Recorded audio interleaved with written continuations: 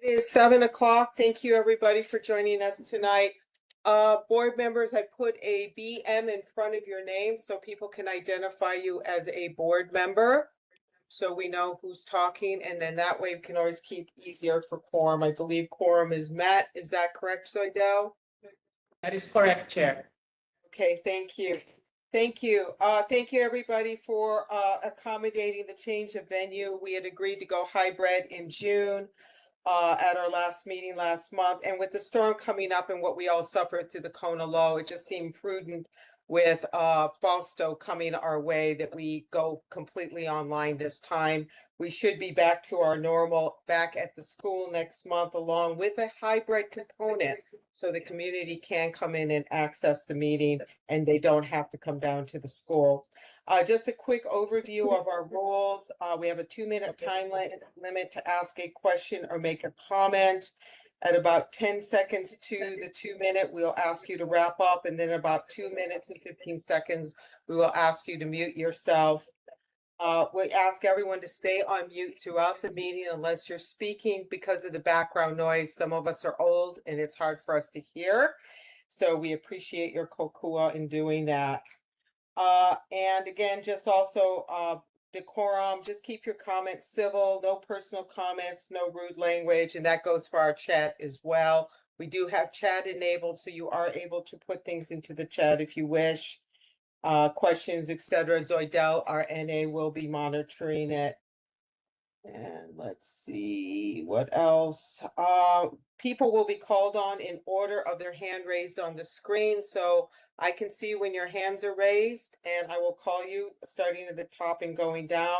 And we will not come back to people until everybody has had a chance to speak. And that's also what we do in our in-person board meetings as well. And again, we just asked for your kokua. We got a lot on the agenda tonight. We want to make sure that we hear from everybody in our community. So we do appreciate everybody showing up. And I think that's all I have for the moment. I will repeat the rules probably one more time as more people join the meeting throughout the evening. So at this point, Real go ahead, Charlene. Where do I raise my hand at? I've never been on. Thank you. Very important. Oh, so everybody, if you look at the bottom of your screen, there is a little raise the hand icon. Really? All you have to do is click on it and that'll raise your hand. So thank you very much. Thanks, Charlene. Appreciate that. I don't have that. We haven't even started the meeting. Yeah, I know, but I don't see the icon at the bottom. That's why. Yeah. Okay. Just see the icon at the bottom and you should raise your hand or do this. It's next to the AI assistant. It's right next to the AI assistant, just to the right of it. Thank you, Karen. Or the three Very much. dots. Okay, everybody, we're going to get started now. Thank you. First order or business election of officers to join to serve from July 1st, 2026 to June 30th, 2027. First up, do we have nominations for chair? Yes, Denise. I nominate Kathleen Pahinui to continue to serve as chair. I second that. Okay, thank you. Are there any other nominations for chair? Okay, Zoidel, would you please take roll call, please? Let's see. Dave. Amy. George. Yay. Cheryl. Yay. Andrew.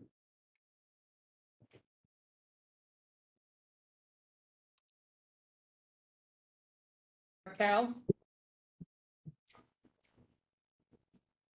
Carol Phillips. I know Raquel. she's here. I see her. Vice Chair Chu. She'll be joining me shortly. Uncle Leaf.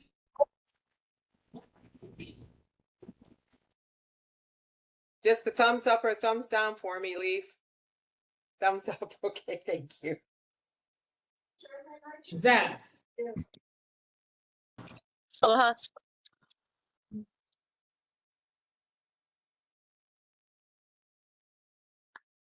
Carol.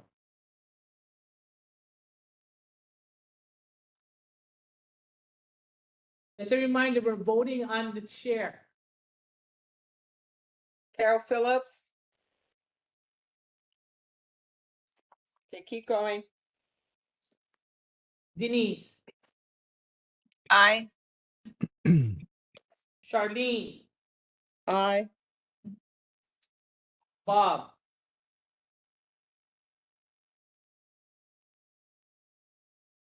Bob, Thumbs up, Bob.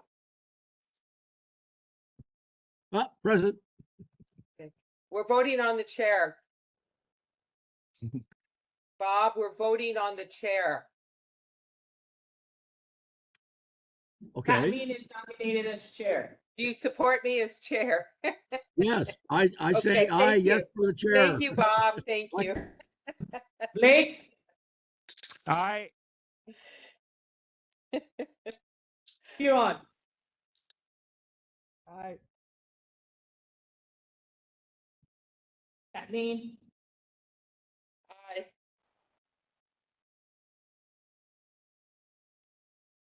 I'm gonna go back to Raquel. She's not here yet. She's coming in. She's gonna be with me. Carol, And she must have walked away. Okay, yes, she keep raised her going. hand. She raised her hand, so yes, so Okay. 2, 3, 4, 5, 6, 11. 11, 0, 0. Okay, thank you, Congratulations. everybody. Chair. Sorry, it took me a while to figure out how to Okay, use thanks, this new Carol. software. Appreciate it. Okay, moving on. Thank you, everybody. I appreciate that. Moving on to vice chair. Do we have a nomination for vice chair?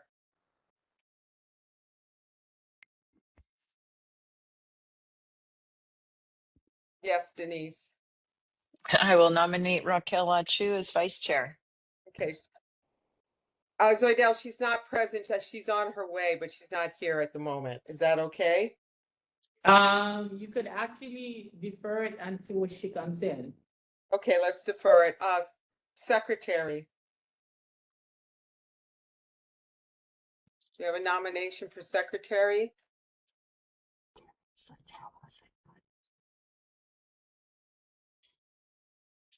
I nominate Amy. Okay, she's not here tonight. Thanks, Cheryl. She's not here tonight. We can defer that one too. And then treasurer, do we have a nomination for treasurer? I'll nominate Bob Lynell. Okay, thank you, Carol. Any other nominations for treasurer? Hearing none, to make things easy, board members, just please raise your hand using the raise hand function at the bottom of your screen if you all want Bob to be treasurer. And so Adele will go ahead and count away.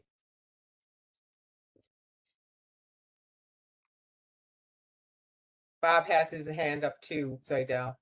Okay. Thanks, Bob.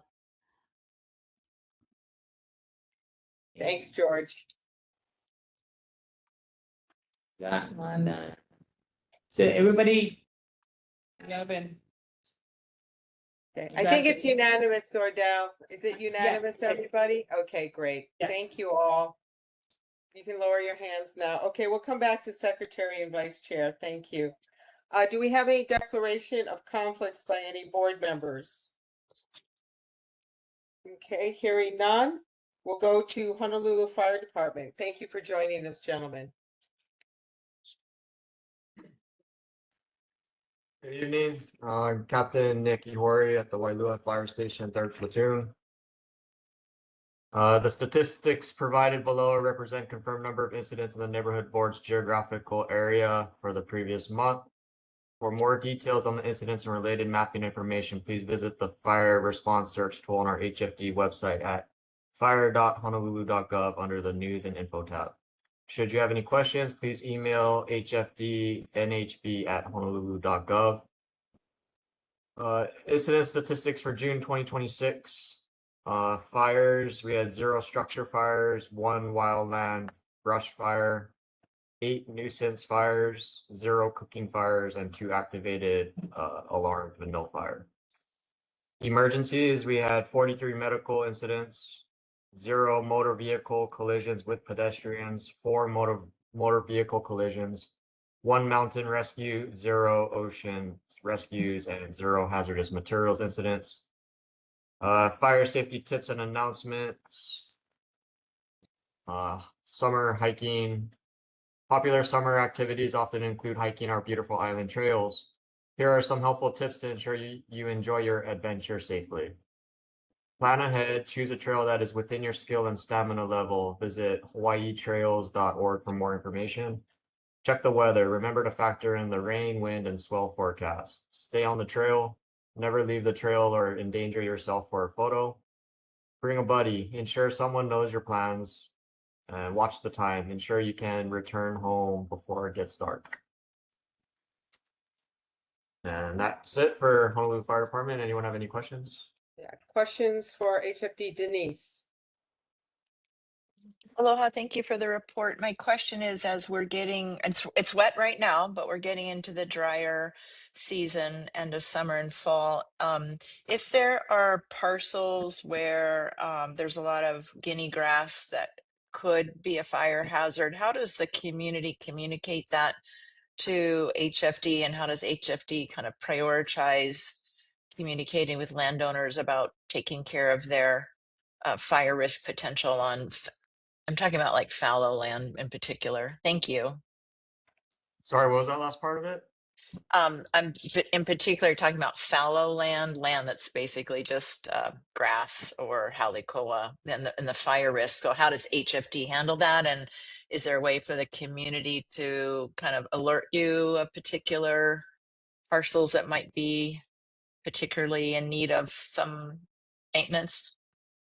I'll relay that question to our Wildland Urban Interface group, work group. As far as an actual procedure and how best for you guys as concerned community members to handle that situation. Okay, mahalo. Thank you. Any other questions? Not seen any? Thank you very much for coming tonight. We appreciate you. Thank you. Next up, HFD. HPD. Oh, I'm sorry, HPD. Sorry, thank you. HPD. Sorry, guys, got you confused. Hello, good evening. I'm Lieutenant Navarez at Waiwa Station. Good evening, board. Good evening, public members.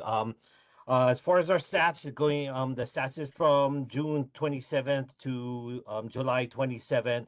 In the North Shore area, we had 7 assaults, 0 robberies, 5 burglaries, 12 UEMVs, unauthorized entry into motor vehicles, and 28 motor vehicle collisions or MVCs. Citations giving out, traffic crime citations, there's 90. Parking citations, there was 499. Probably in the Waimea Bay, Sharks Cove area, probably. And traffic infractions, there was 551 citations. Our total call for service for the North Shore area was 846. As far as our safety tip, our safety tip would be on spoofs and scams that you get either over the phone or you get some kind of text messaging. We just remind the public to stay alert for phone scams involving ID spoofs where scammers disguise their phone numbers to appear as if it's coming from a trusted or legitimate source. Caller ID spoofs allow scammers to manipulate what appears on the phone display, making it seem like the caller is coming from a legitimate number. We ask the public, don't rely on the caller ID. Scammers can fake the numbers and make the calls look legitimate. If you answer the call, hang up and try to call from a legitimate website. Don't call back the number that came over your text or on your phone. Protect your personal information. Never share during unexpected or suspicious calls. Do not send cash or forward gift cards. Report stuff to HPD or the Federal Commissions of Communications or Federal Trade Commission.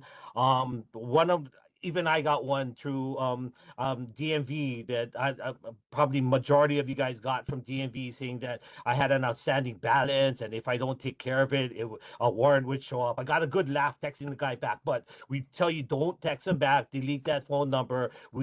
HPD and DMV does not call you back to tell you if you got a warrant. You find out when you try to renew your driver's license or you try to renew your registration. They'll tell you have a financial obligation and you have to take care of it first. So yeah, police or DMV doesn't go out and then text you saying you have to take care of this over the text message by sending them a credit card or some type of payment, especially if it's a gift card. That should be a major red flag for people. If they ask you for replace it in gift cards, several $100s, please do not follow it. You can report it to us. We do try to keep track of financial frauds and cases like that, and alert the public. And we come out with information notices. And that's a safety tip. Do you guys have any questions? Any questions for HPD? Karen? Karen, be sure to use the raise the hand function, please, because I may Sorry, not. I'm sorry. Yes, officer, I was wondering if you can just kind of keep an eye that traffic's been backing up really badly for cars trying to turn into the parking lots at Laniakea and Waimea Bay. They've been like right turns, and the other day it was backed up from the entrance to Waimea Bay all the way up past the church, and it was just stopped dead. And then at Laniakea also, and I'm not the only person who's experienced this, so I was just wondering if you guys can keep the traffic moving, get people to stop stopping on the highway and blocking the entire road trying to get into these full parking lots. That's all. Thanks, Karen. Any other questions for HPD? Cow. Yes, Rex. Oh, I'm sorry, Carol and then Rex. Carol, you're first. Sorry, apologize. Go ahead, Carol. Okay, thank you, Chair. Yeah, I just want to second Karen's perspective there. It's these people just stop in the highway and back up a giant lane of traffic as they wait for someone to empty a parking stall, and it's kind of crazy. I experienced it multiple times the other day, and it's really adding to our congestion there. So just wanted to second Karen. Thank you. Great, thank you. Rex.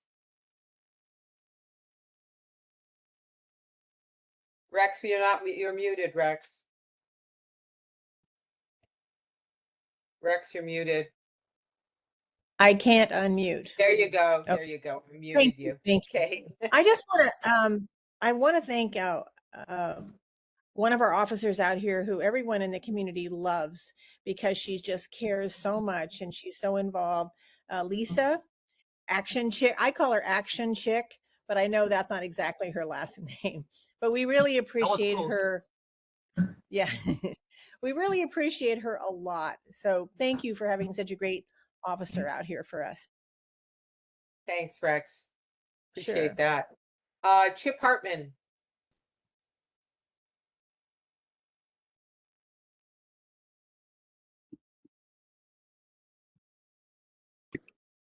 Go ahead, Chip. I unmuted you.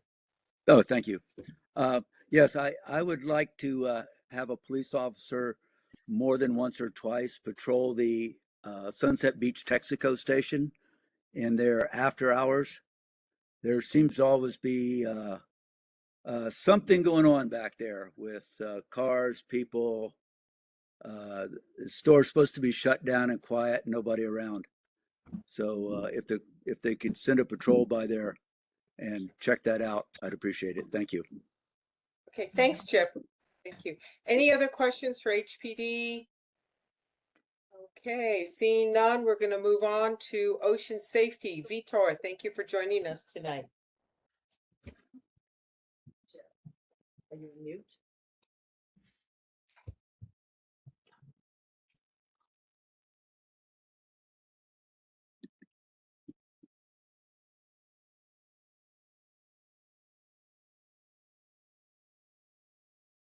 Okay, so Adele, could you unmute Vitor, please?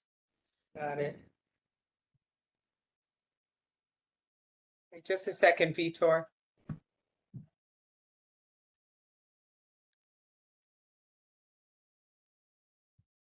Thanks, honey. Hmm.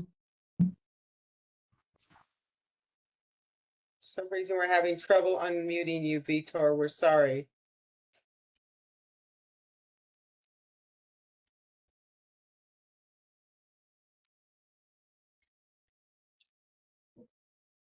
Any luck, Zoidal? Now, Okay, Vitor, I am so sorry. We're not he able to can, unmute you for some reason. he should be able to though, on his own. Okay, thank you. If you can figure it out, come back to us, okay? Let me know and we'll come back to you. We're so sorry about that. Okay, moving on to Board of Water Supply. We did have two main breaks this past month. On June 23rd, we had a break at 61-104 Iliohu Place. It was a 4-inch pipe. And on June 25th at 67106 Kuoha Street in Waialua, and it was a 6-inch, that was a 6-inch pipe. I just wanted to share with the community, one of the things during the Kona Low, we were trying to help people who were, had to use a lot of water, displaced in their home, things like that. And so I just want to say that the Board of Water Supply granted $82,000 in billing adjustments for people who suffered from the Kona storm. So we were able to adjust their bills by $82,000. So those people who were directly impacted by the Kona storm did not have to pay their bill that month or for several months. So I just wanted to share that news with everybody. Just, it's not a lot, but it was our way of trying to help and give back. Any questions for me? Thanks, Michelle. Not seeing anything. We will continue to move on. Thank you, Joshua. To board business. So the first up, Devin Daly, I saw you earlier. Are you still there, my friend? Where are you, Devin? Hey, how are Okay, you? Devin. Zoidal, we need to allow, do you have your PowerPoint ready to share? Do I upload that here? No, you just Yes. open it up and share it on your screen. You should be able to share it from your screen, and Zoidal will make sure you can share. And then I have an Okay. intro, Kathleen. Okay, So thank you. maybe I can just flip my camera around here. Okay. Oh, Victor's on. Oh, Vitor, okay, great. Okay, do you mind? I'll We're wait gonna till go he's back. done. Yeah. Okay, we're gonna go back to No worries. Vitor really quickly, Devin. Okay, no problem, no So- problem. I'll try to figure this out. Okay, open it up on your computer, and then at the bottom you'll see a little thing that says share, a little Okay. button that says share, and you should be able to share. Thanks, Vitor. Go ahead. Sorry about that. Yeah, you're up, Okay. Vitor. Go for it. Good evening, everybody. I'm the captain for North Shore Lifeguards. My name is Vitor Marcal. Everybody knows our jurisdiction is pretty big, Kayana Point to Hei'a Boat Ramp. And here are the numbers or the statistics for June 2026. So District 3, North Shore, we had about 19,466 attendance, which is contact. Rescues, 18 rescues. Major medical aid, we had 3. I'm just gonna mention a few towers here pretty quick that are towers that are the busiest. Station 26, which is Ehuka, is still one of the busiest ones. We have about 3,689 attendance people on the beach for June. And the other good number that I see here is Sharks Cove, as always, is very crowded, 2,240 people per day, per month, pretty much. And we noticed that most of the first aids we have, 60% of the first aids we have is due to sea urchins. So we're gonna try to post a sign in there with sea urchins and all that way you can. Waimea Bay also very crowded, 2,111 for attendance. Most of the first aids we have there is at the Jump Rock. A few swimmers every now and then. Fish hooks on the beach. People step on fish hooks, and it's kind of normal for us with that kind of first aid.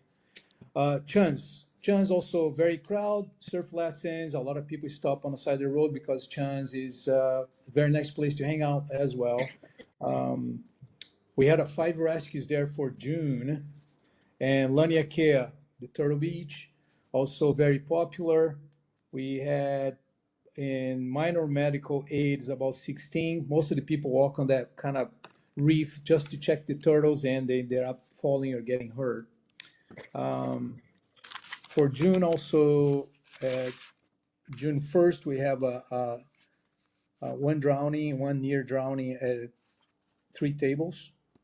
One was due to medical condition, apparently. On June 17th, we have at Malaika Hana, 11-year-old young male found facing down in the water. CPR was performed successfully. Child was awake with pulse and breathing. That's good news, yeah. Another one that we have a 33-year-old male bike accident by Station 26, which is Ehukai. We have a couple fishing violations, and we had 3 separate turtle calls for which NOAA was notified. NOAA and usually the LNR, and 2 monk seal calls and 2 shark sightings at Ehukai and Keiki. That's what I have for you guys now. Any questions? Yeah, any questions for Vitor regarding his report? Yes, Luca. Hey, Vitor. I wanted to say, I think it was not this Sunday, but like 2 Sundays ago, I was doing water sampling for Blue Water Task Force. And I went up to, and like I was looking in the water, I was doing the sampling, and there were so many urchins. It's probably the most urchins I've seen there in a really long time. And I went up to the tower and I let them know. But yeah, I just want to say, like, I concur. There's been a lot of urchins at Kapo'o lately. Yeah, as a matter of fact, I think this past month we ordered a bunch of vinegar bottles, 5-gallon bottles, and we have, I think, 2 or 3 at Sharks Cove Tower, for the treatment sea urchin. But yeah, a lot of people, sometimes I stop by just to check on the lifeguards in there, and soon enough, I'm in there for 10 minutes and someone walks by and asks, what's this? What's this? Sea urchin. Yeah. Okay, thank you. Thanks, Vitor. Any other questions for Vitor? Okay, not seeing any. Thank you, Vitor. Sorry about that hiccup. Glad we No got it problem. solved. Great Thank to you, hear guys. from you. And Devin, but that gave Devin time to figure it out, and now we have his presentation. So Devin, please go ahead. All right. Hey, thank you guys. I really appreciate the time. So I'm coming before everybody to see if you folks will give us your support. What we're going to be trying to do is to ask for a long-term extension on a pasture that we've been leasing next to the polo field. It's adjacent to the polo field, and it's been part of the polo club operation for the past 60-something years. This parcel was condemned, I believe, for flooding reasons back in where it was approved for condemnation in '86, and then I think it actually transferred in the early '90s. I was pretty young, and they put a beach access through there. We've had horses on it, pretty much interrupted, the vast majority of that time. Currently, our lease is about in 5-year periods. So sorry, I'll go into the next slide for you guys to show you where it is. Currently, our lease term is about 5-year period. So it just makes it pretty hard for us to, organize and to, put any like real kind of long-term investments into anything with that type of term. So what we're asking for is to get a longer term so that we can continue to do the things that we're doing and to continue to keep the club going, because this is a really big, important part of that operation. All of the horses that, live on there are a big part of the support system for the club itself, which is, a major node out in the Mokalia area. So just going down here, it's to the Haleiwa side of the polo field. It's about 27 acres. There's a couple of flood channels that go through there.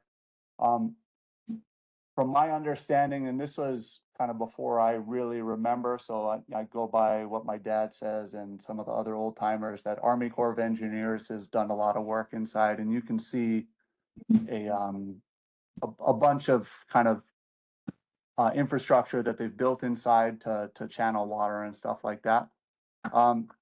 So I do think that it's important to, you know, keep horses on it, because it's a really easy way to keep all of the grass and brush down, right? You know, this parcel has been in this type of use for, you know, like I said, 60 plus years. And then before that, it was, you know, part of Dillingham Ranch proper and was used for much the same thing.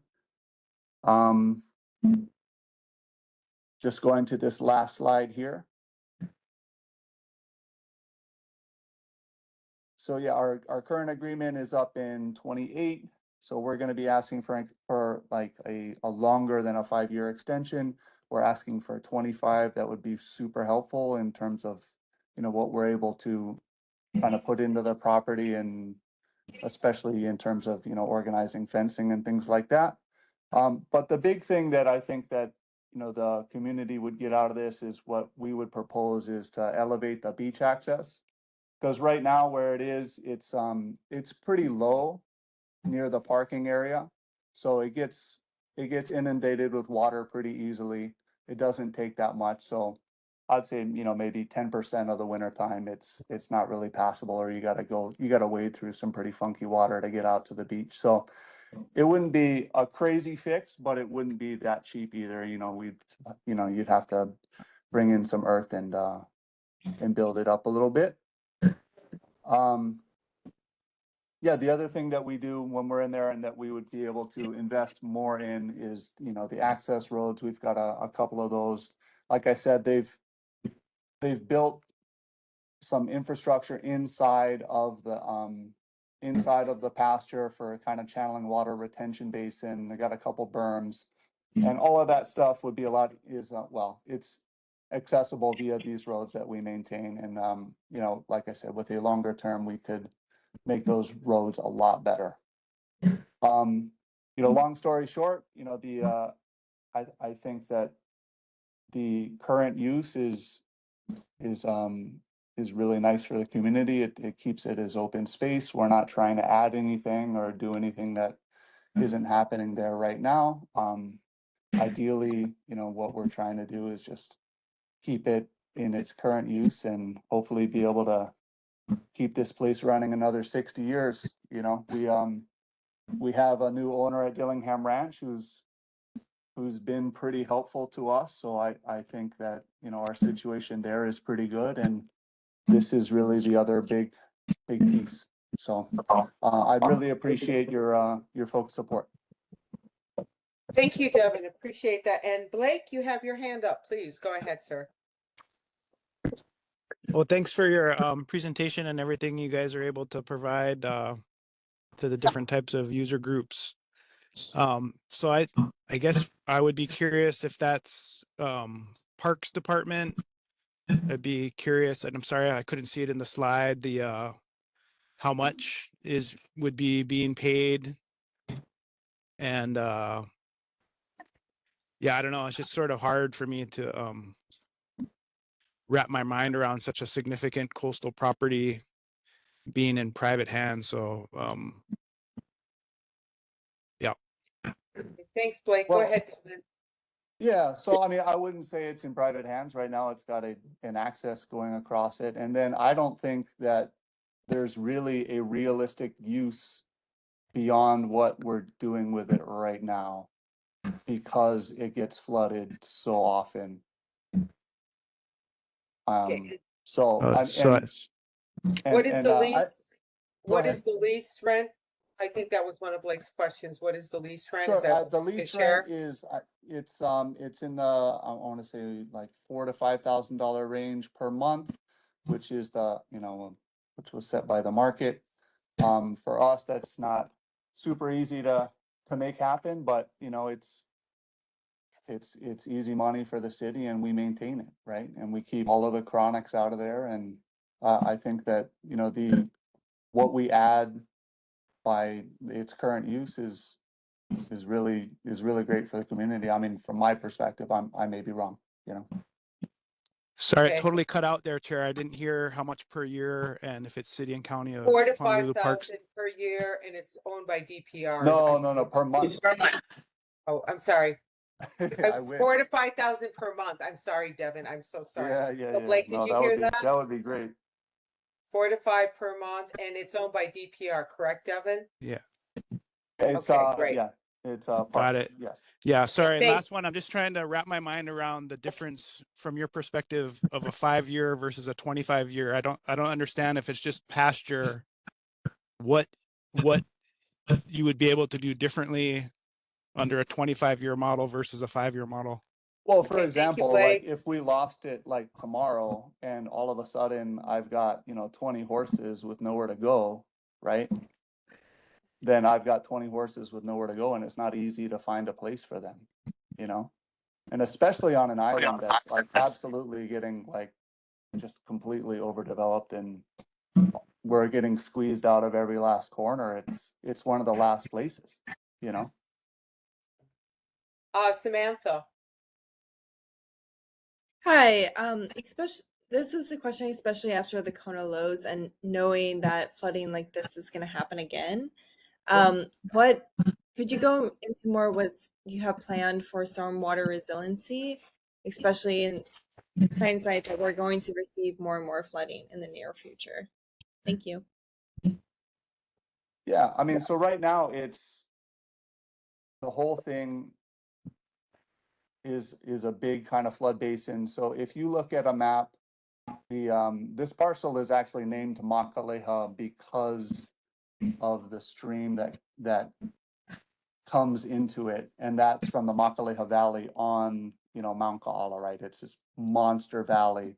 And then from what I can tell on the map, it doesn't look natural. It looks like, Sugar or somebody like that kind of rerouted the water because it comes down at like a 90-degree angle from the big house at Dillingham Ranch.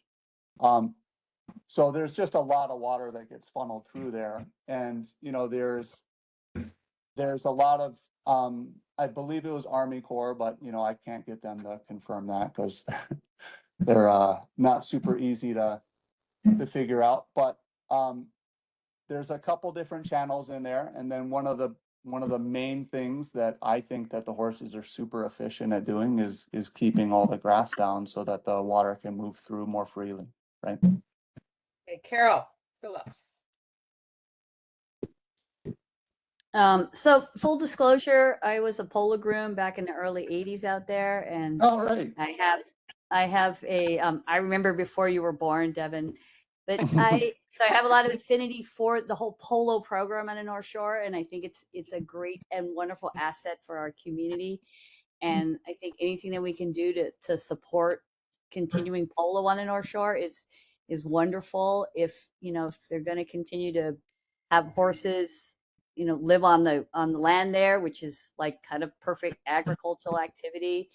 I think it's wonderful. I know there's an opportunity if people want to learn about horsemanship, they just go down there and they hang out, and they will be adopted into the polo family. And I think it's really a wonderful thing. So I would urge all the board members to support this request. Thank you. Thanks, Carol. Denise.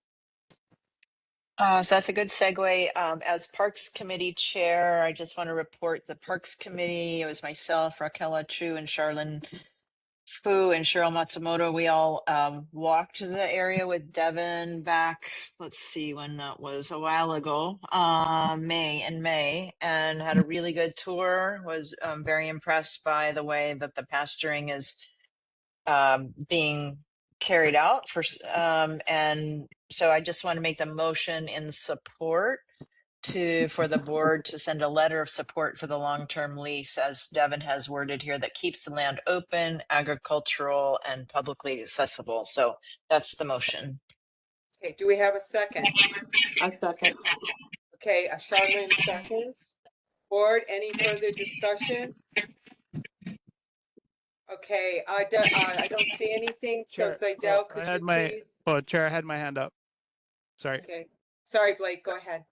I'm just trying to understand the publicly accessible portion of the resolution.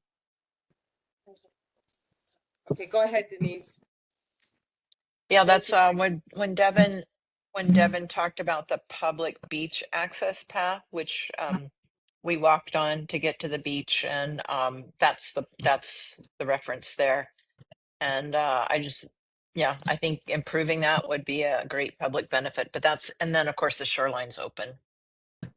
So I can add on to that a little bit, maybe just to revisit. So it's really low down by the highway. So if we raised it up, it would get flooded out a lot less often. Because when it does get flooded, it's pretty funky and it's hard to get through there. And I think it turns a lot of people away. So Blake, there is a beach right-of-way access that Devin is willing to improve for public access. That's the public benefit there. Got it. Yeah, and I don't think this would be like a super small project. I think we'd need to, raise it up like, several feet.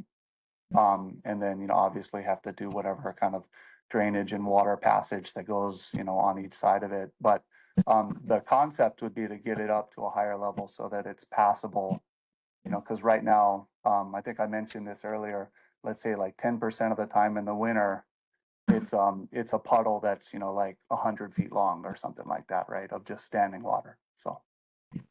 Great, thank you. Not seeing any other questions. I have one question.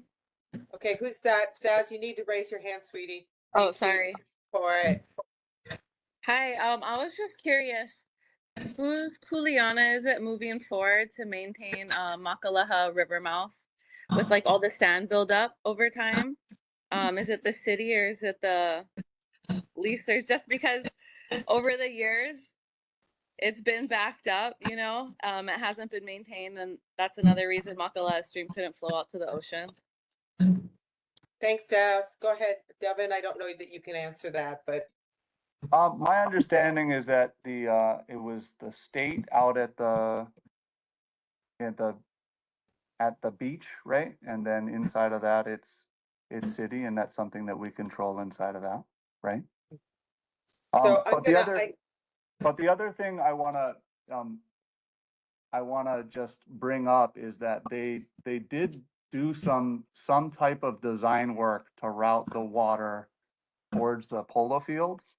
And I don't know what that was. This was before my time, but the evidence is all there.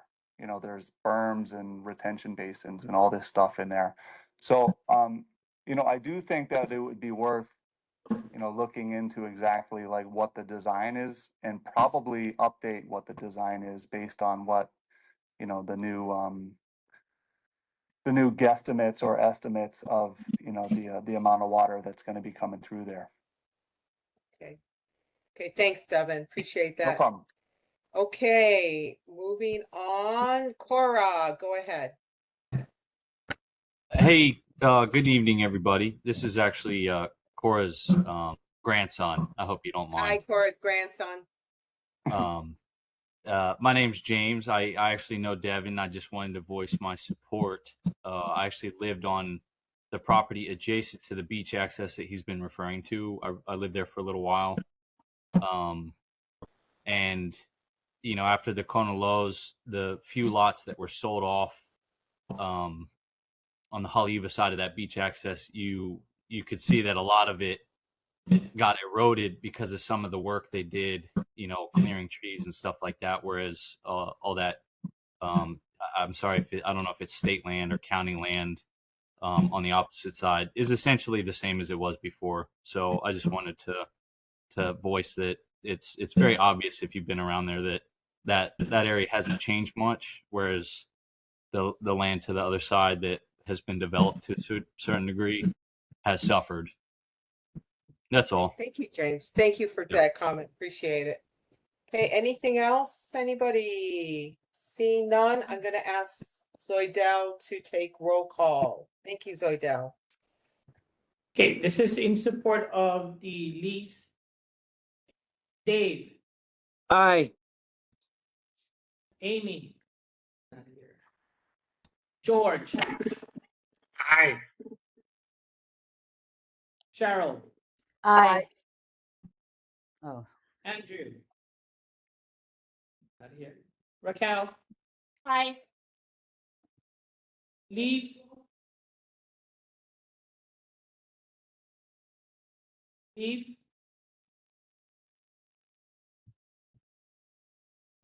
Leave, just give them a thumbs up.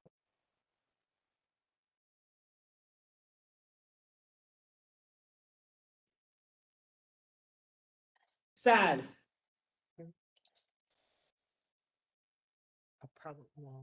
No. Saz again? No. No. Sarah said no. Carol, Aye. Denise, Aye. Charlene, Aye. Bob, Aye. Blake, No. Huron, Aye. Lean. Aye, did you get Raquel? Raquel's here with me. Yes, said it. Okay. Okay, great. Leaf. Okay, Devin, you can stop sharing your screen. Thank you. Okay. 1, 2, 3, 4, 5, 6, 7, 8, 10. You got Okay, 10 Leaf. ayes, 2 noes, 0 abstain. Adopted. Okay, thank you. Appreciate it. All right, Okay, thank you moving- guys. Really appreciate the time. Thanks, Devin. Great to see you. Okay, moving on to our next presentation on the development at 59-032 Kamehameha Highway and Department of Planning and Permit Enforcement of the Land Use Ordinance and Rules. We have Phil Mislinski. Phil. Hi, Phil, how you doing? You have a presentation that you need to share with us, correct? yes, I do, and I'm pulling that up right now. Okay, great. Thanks, Phil. And let me get that here. Can you all see it? Sure can. Can you put that in presentation mode? Yeah, There you go. Thanks, Phil. Great. Excellent. Okay, please go ahead. So let me get up to the start here. So the purpose of this is to just give you a brief history of the property and the violations by the owner, failure of DPP's enforcement for a chronic violator, the SMA permit application approval appeal and revocation status, continued violations by the owner, and then a proposed motion for the board. So property history, it was purchased by Ahmad Ramadan in 2006. Since then, he's piled up roughly 20 notices of violations and 3 orders of notices of order. Violations include illegal food trucks, residential occupation of a storage shed, which is actually an illegal ADU, tent structures erected without a permit, grading without a permit, shipping containers for storage, and actually attempting to bury those shipping containers to use as aquaculture ponds. Construction of fences, installation of electrical conduit without a permit. My favorite one is raw sewage flowing from underneath the illegal ADU onto the highway. So this guy he's got lots of issues with the property. So recent developments, back in 2022, he started construction activities without permits approved by DPP for anything. He did have 3 septic system permits approved by DOH. He was trying to build a roadside stand, a vertical farm structure that's 3,200 square foot on the ground floor, 800 square foot on the mezzanine floor, and 4,800 square foot rooftop deck. A farm equipment storage building, 3 aquaculture ponds and a taro patch, paved parking with 35 parking spaces, then remodeling the storage building into an ADU, a legal ADU at that point. And then a crop production deck. And during this whole process where he did not have any approved permits or an SMA permit in place, construction work was happening round the clock, pretty much on weekends, holidays, well after the approved hours of Monday through Friday, 7 to 6 p.m. and Saturday, 9 to 6 p.m. So finally, after going after DPP constantly for roughly a year and a half about lack of SMA permit. They issued an NOV for construction of a concrete masonry structure without a permit. Work halted briefly, then he resumed. Then again, they issued another NOV for the same thing, and then work halted. Here's an overlay of what he finally submitted as part of his SMA permit application for what he is trying to build. So you see on the far left side, here's his agricultural storage building. Here's the existing house. Here's this huge concrete vertical farm structure, the ADU storage building, and then the roadside stand. Then the three septic systems that he was putting in. Here are the leach fields. And what's really interesting is this leach field is immediately adjacent to aquaculture ponds. Then on this side of the property, there's leach fields as well. And FDA says you need to have a 50 to 100 foot separation between leach fields and aquaculture ponds. DPP and DOH don't seem to care about that for some reason, which is rather disturbing. The taro patch right here is right next to a leach field as well. My property is on this side over here, and our septic system is relatively close to this aquaculture pond as well. Here's what it looks like today. We've got this equipment storage building on the far left that is more or less complete. The main house, which has been there forever. Aquaculture ponds along the side. The two-story vertical farm structure with this huge rooftop deck. ADU and a roadside stand. And then the taro patch down here. That's what it looks like today. Now, the history of the SMA permit is rather interesting. They never applied for one until I raised a lot of heck with DPP saying they don't have an SMA permit. They finally applied for one in 2024, and it was flagged as incomplete and rejected shortly after that. They applied for one in 2025. It was approved, and they said to build all that stuff, it was $290,000. So I immediately appealed that and also sued DPP because they did not have the people in place to actually hear and deal with an appeal of an SMA permit appeal, which is kind of ridiculous. So now we are in 2026, finally got DPP to settle on the appeal. They revoked the permit once they realized that $290,000 is rather ridiculous. I had to hire a consultant, general contractor, to come up with a realistic bid on all of the construction. It came in at roughly $1.8 million. And he said that was probably rather light given the immaturity of the plans and all of the questions involved in the plans. Odds are it'd come in much higher based off of his take on it. So DPP finally revoked the permit back in April of this year. And they stated that the applicant made a material mistake of fact or material misrepresentation. So either he was really bad at math or he lied, is what it came down to. So the current status, the SMA permit was revoked in April. Since then, I've observed construction activity starting in 5/16/2026 and low-level construction since then. The three aquaculture ponds were filled during the Kona lows with stagnant water. Reported that to DPP and DOH about mosquito breeding grounds. Heard back from DPP. They filed an NOV on July 15th. DOH was going to inspect recently. Haven't heard back from them since. Heard back from an inspector at DPP saying the construction activity on the vertical farm not really noticeable, but he'll keep an eye on it, is what he said. And since the revocation of the minor SMA permit, a major has not been filed as of this date.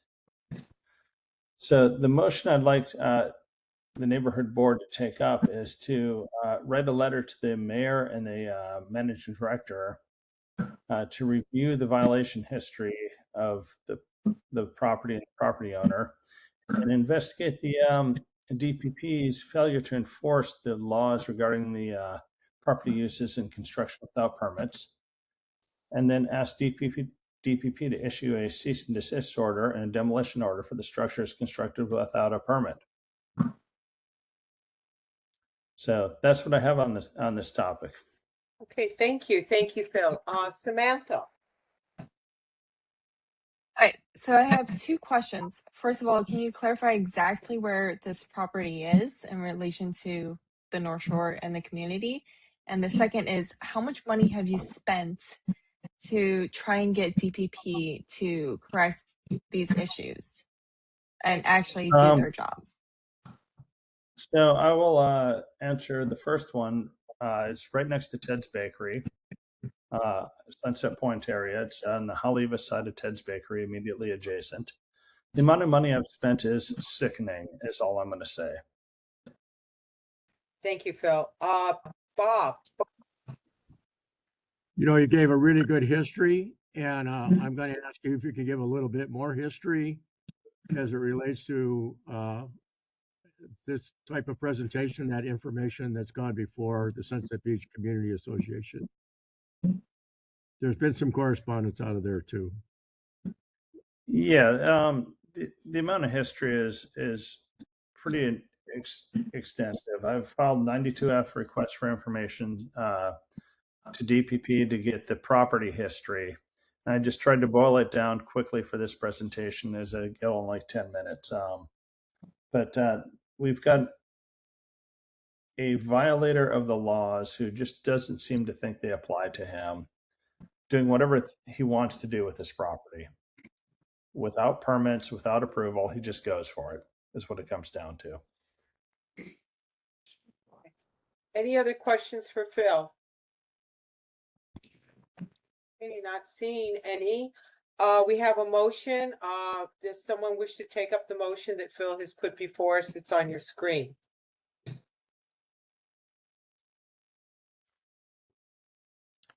I'll make a motion, Carol, here to support the, well, I mean, I make a motion to, I guess I need to read it, right?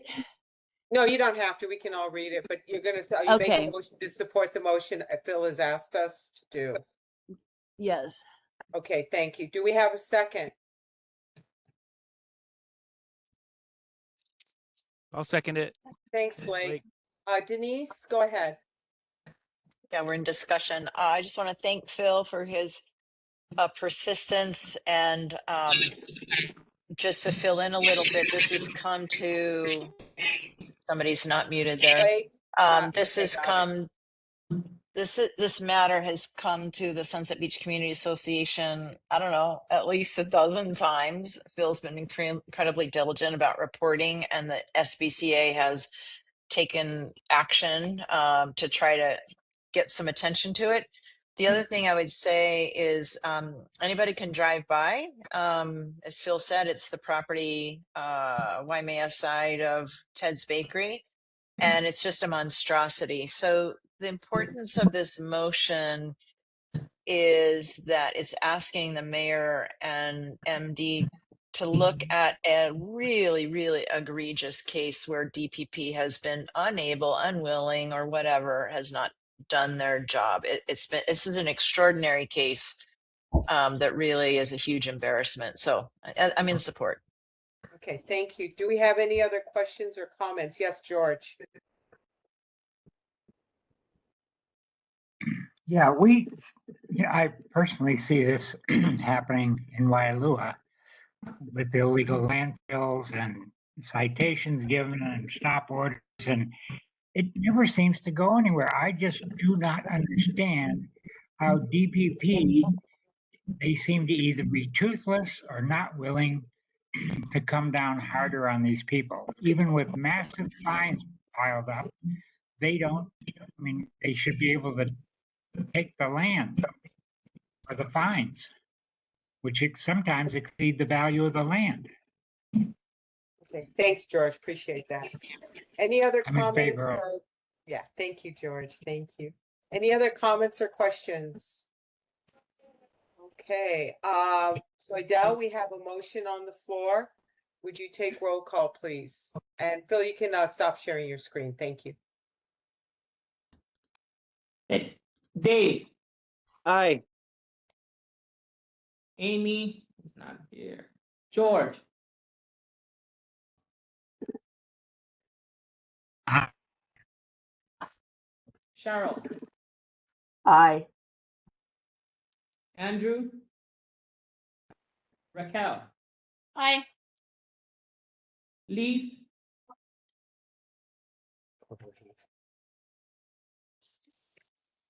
Tell him he could come here. we're gonna go on. Zaz, Aye. Carol, Aye. Denise, Aye. Charlene, Aye. Bob, Aye. Blake, Aye. Kieran, Aye. Kathleen. Aye. Going back, Uncle Leaf. Yeah. 12-0-0 adopted. Okay, thank you. Phil, we'll go ahead and get something out. Thank you so much for your presentation. Really appreciate it. Okay, next up, we have Dr. Support, I Fox. appreciate it. You're welcome. Thank you very much. We have Dr. Fox online. Thank you.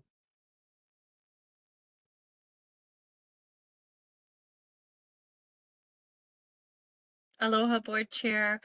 Thank you for having me tonight virtually. I also want to thank all of the board members for considering all of the public health and safety. It's been a busy week here at the city, making sure that we were prepared for whatever came our way, and just huge appreciation to the board for being able to adapt and be flexible so that all of us could be safe tonight. I have a few areas to read up top for just the mayor's messages and announcements for upcoming events. So in Mayor's newsletter, we are coordinating efforts for community disaster preparedness. We have announced we have a new director to lead the Honolulu Zoo, and he's the former Smithsonian National Zoo director in Washington, D.C. We've had leadership changes in the managing director's office, including the managing director designate and the deputy managing director. We've been doing work to provide cleaner Waikiki experiences with new enclosed trash receptacles. There's been major infrastructure improvements underway in Kailua, and travel and leisure places named Honolulu in the top tier of the U.S. public transportation systems. There's more information that's available in the July issue of Mayor's newsletter. I'll go ahead and drop it into the chat. That's one of the nice things about us being online, is I can put information like that easy for everybody right into the chat from my desk here. And then I'll go on to a couple of the other updates and reports from DTS. There is an initiative underway to lower speed limits in school zones. And so DTS has been working to lower speed limits in school zones across Oahu to improve roadway safety, as legislated by City Council in Ordinance 24-32. So there are posted speed limits on City and County of Honolulu roadways that border a school, and they will be changed from 25 miles per hour when children are present to 20 miles per hour between the hours of 6 o'clock a.m. and 6 o'clock p.m. on school days only. In addition, the Department of Transportation Services is working on new speed limit signs, and the city will begin installing and replacing school zone signage within 1,000 feet of the school that is missing, faded, or does not meet current federal standards of what signage needs to look like. So what that looks like is about 200 schools on our island. So this is a large scale effort by the Department of Transportation Services that's going to involve thousands of new roadway signs. And so given resource constraints, the city will continue to implement changes in phases in the upcoming year, starting near public schools. Priority zones within each city council district have been identified based on school enrollment, Title I status, students living within walking distance, level of education, crash history data, and speeding issues. For roadways that are not under city jurisdiction, the department will request lower school zone speed limits from the appropriate roadway owner and operator. And if you have any questions or concerns, we do have an email that's available for people to reach out to. I'm going to spell it out here, board members, and then I'm also going to put it into the chat for you.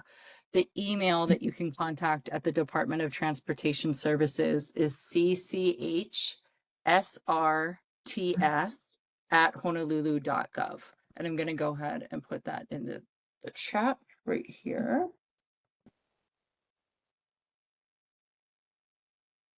There you go. And then the last one, I'm particularly happy to share about is from my agency, and we've launched the Youth Climate Action Fund. And so the application window opened yesterday, and we're working with the Honolulu Youth Commission on this new fund for the first time ever in Hawaii's history to support Oahu youth with up to $4,999 to design and implement a climate project. Applications are being accepted now through September 7th, 2026. And we have a website available with more information. We have templates, we have FAQs, we have examples, we have videos. And so anyone can find out information, and we really encourage you to share it with youth, with students, with clubs and organizations. It's www.resilientoahu.org/YCAF. So I will put this into the chat as well. And then, Chair, I only have one full update tonight. I'm still waiting on responses for last month's meeting. Several responses, as a matter of fact, for your good questions to the Department of Facilities Maintenance. And so I'm still continuing to check in to make sure that they get those responses back to me. And so actually, no, I apologize. I do have two. So the first one, there's a question about Bill 38 enforcement at Pua'ena.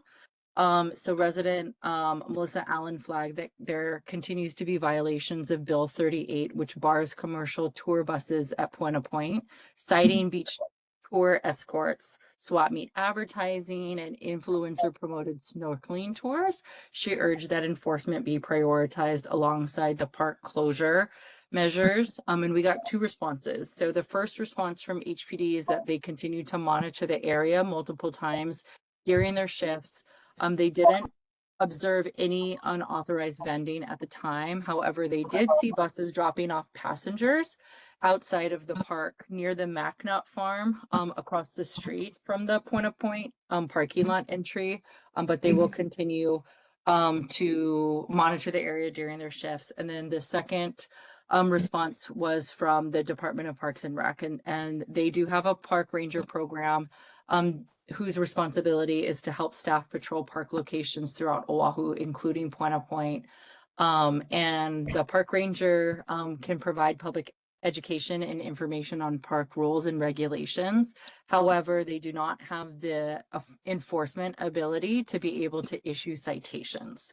The enforcement of park rules and regulations, including these kind of unauthorized commercial activities that residents have seen, do fall under HPD. And so DPR and HPD will continue to work together collaboratively to address enforcement issues and to also address public safety and appropriate use of public lands and park facilities there. The second follow-up from last month was there was a question from board member Antolini requesting more information on the Haleiwa Beach proposed park closure hours, map clarity, and boundaries, including Puena Point. And so DPR was able to respond. And so they confirmed that the park closure hours are for this park is 10 p.m. to 5 a.m. daily. The closure hours are listed on DPR's public website. They will inspect to see if the signs have been removed or if there's been any damage at these particular signs, and they'll work to submit a work order if they do see that new stalls need to be assigned there. And then DPR did submit a request to the Department of Design and Construction DDC to request a map detailing those boundaries.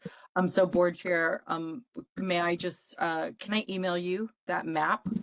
It has, I think, about 4 or 5 pages for you, board member Antolini, and it has a number of different renderings for different angles for the Yeah, boundaries. that'd be great. Thank you, Dr. Fox. Okay. And that's all. The rest I need to follow up with DFM. Okay, great. And we got some questions going. Rex, you're up.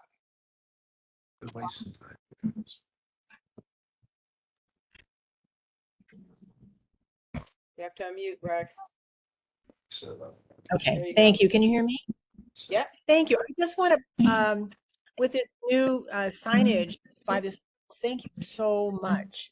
I'm a teacher at Sunset Beach Elementary School, and I am always very concerned with how many of our children are crossing Kamehameha Highway, you know, on their bikes or walking. I just want to say that's a very dangerous intersection for a number of reasons. And for me, primarily, it's because there are the monkey pod trees kind of throwing shadows and shade on the highway. And a lot of times you can't see the kids crossing. It's really kind of confusing. So I think that's a factor they need to take into consideration with the prioritizing schools that need those signs maybe more than somebody else might. Okay, great. Thank you, Rex. Appreciate that comment. Monique Cole. Hi, thank you.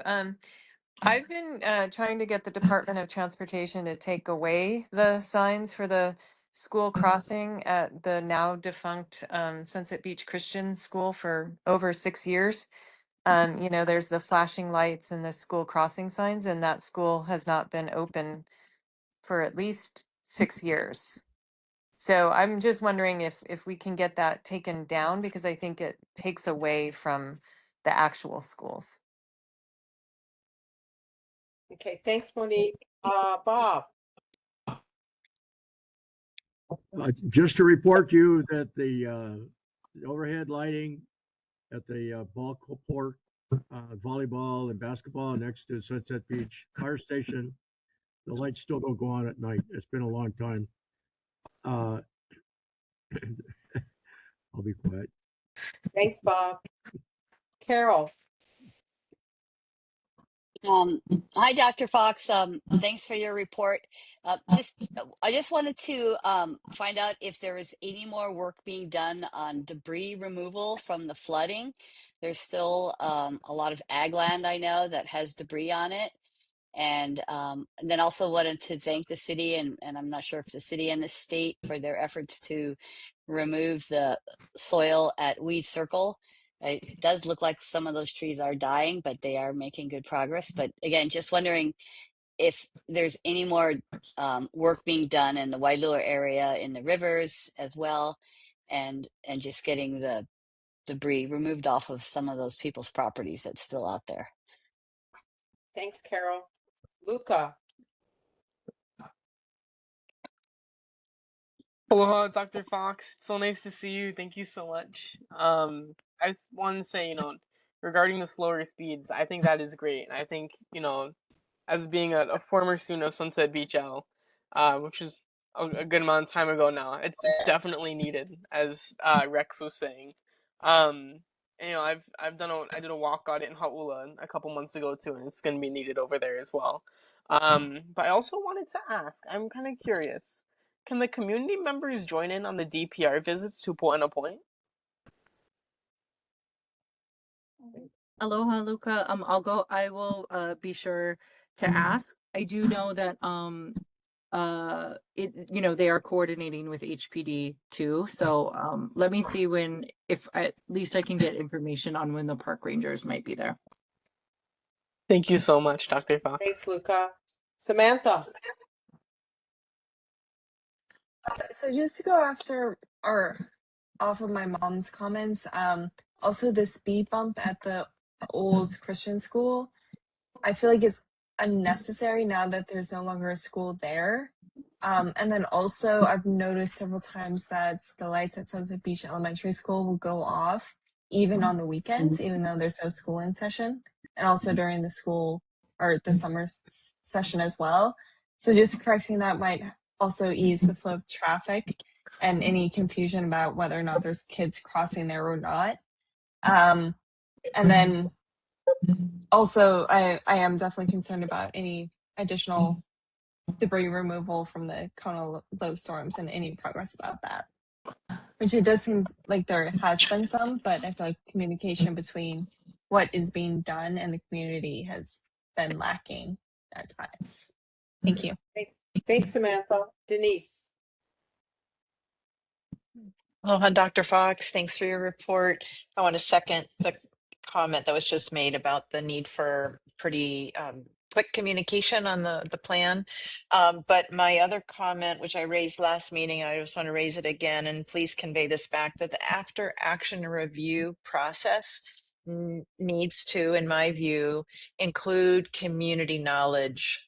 And I've tried to raise that at every meeting. So it's not just a matter of that after action report coming to the community. It's that the community knowledge that came out of that horrible experience needs to be included in the city's thinking. And so I know you and Kathleen are monitoring that, but it's not your responsibility. It's the responsibility of DEM and the city to do some reach out before that report is finalized. So I would just strongly urge that community knowledge be included and respected and honored in that process.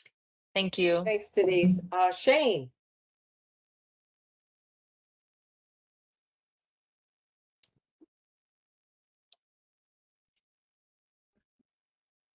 Shane, you're up.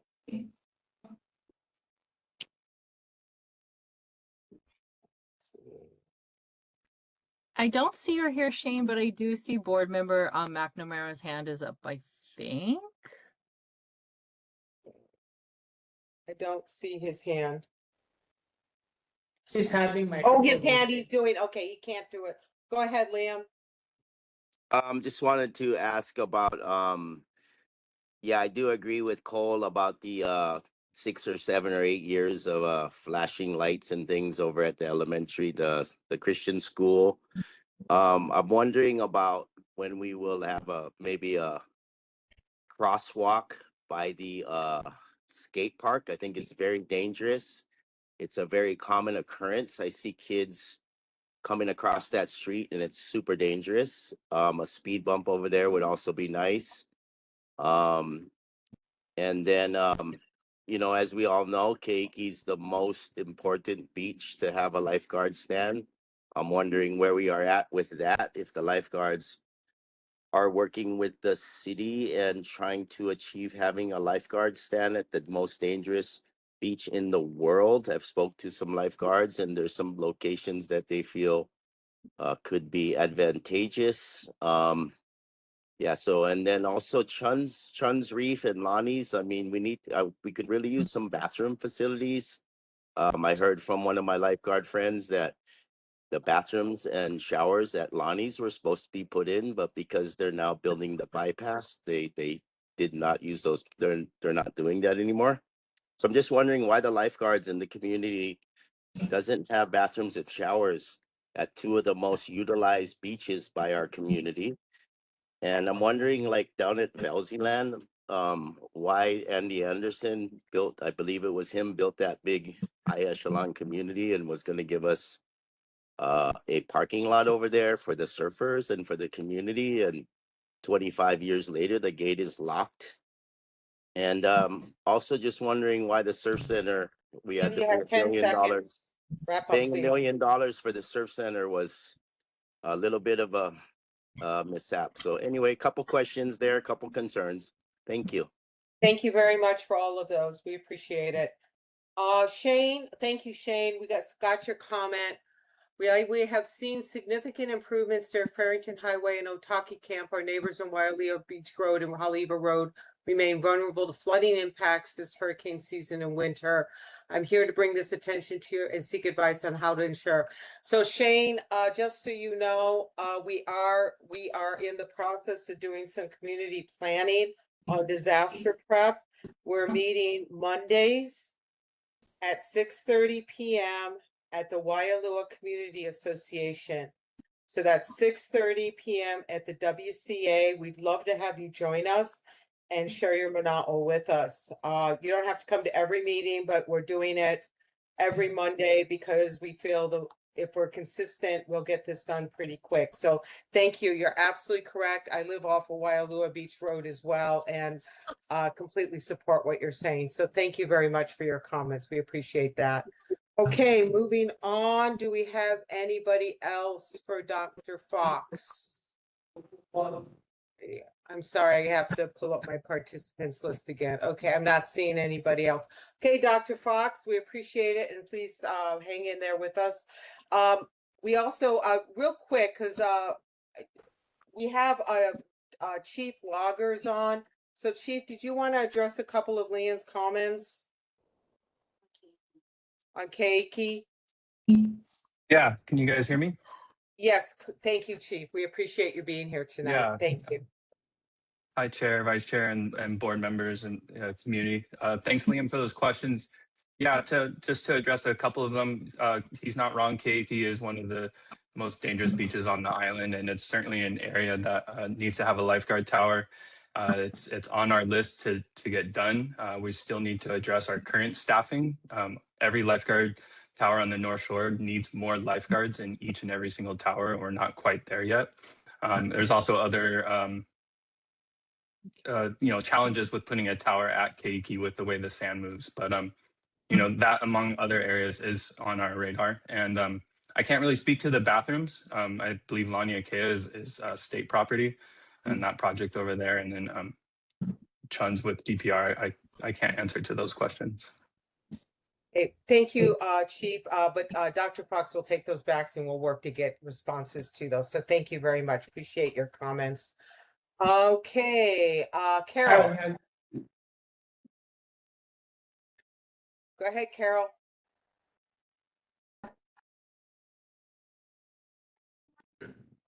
Carol, did you have a comment? Sorry. Yes, just a quick shout out.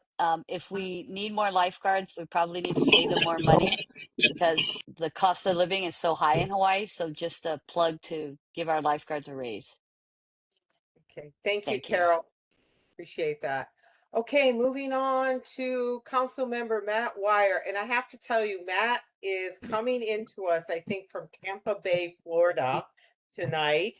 So that means he's 6 hours ahead of us, which means it is, what, 2:30 in the morning, Council Member?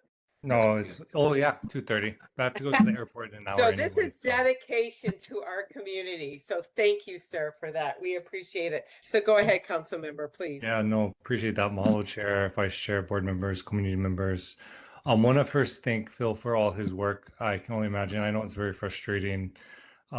Do appreciate the work that Rep. Quinlan did introducing. I think it was HB 1861 regarding the non-judicial foreclosures, giving the city tools to collect on fines. I think on our side, we definitely want to increase staffing, and that's a big part of the work we've been doing to ensure that, the team is equipped with the tools that they need to do the enforcement, because it's pretty broad across all the island, as the community knows it's getting out of hand.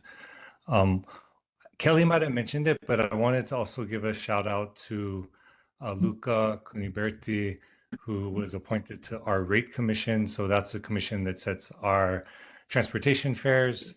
And I think not only is he going to bring in a great perspective as a youth advocate in the transportation space, but also representing the North Shore and all of our rural communities and ensuring that city services are meeting folks' needs. And so I'm grateful for his willingness to serve. Updates on budget. So we were one vote short of stopping the override of Mayor's veto of the budget cuts to OER. Pretty reckless and unprecedented in my 10 years at the city to see not just the cutting of positions that were filled, actively filled, but also pulling back of services to the community during a time when there's just so much need. Of course, that's what delayed the small business grant program in response to the Kona Low program, jeopardized the incubator program that was going to happen in Kuala Loa.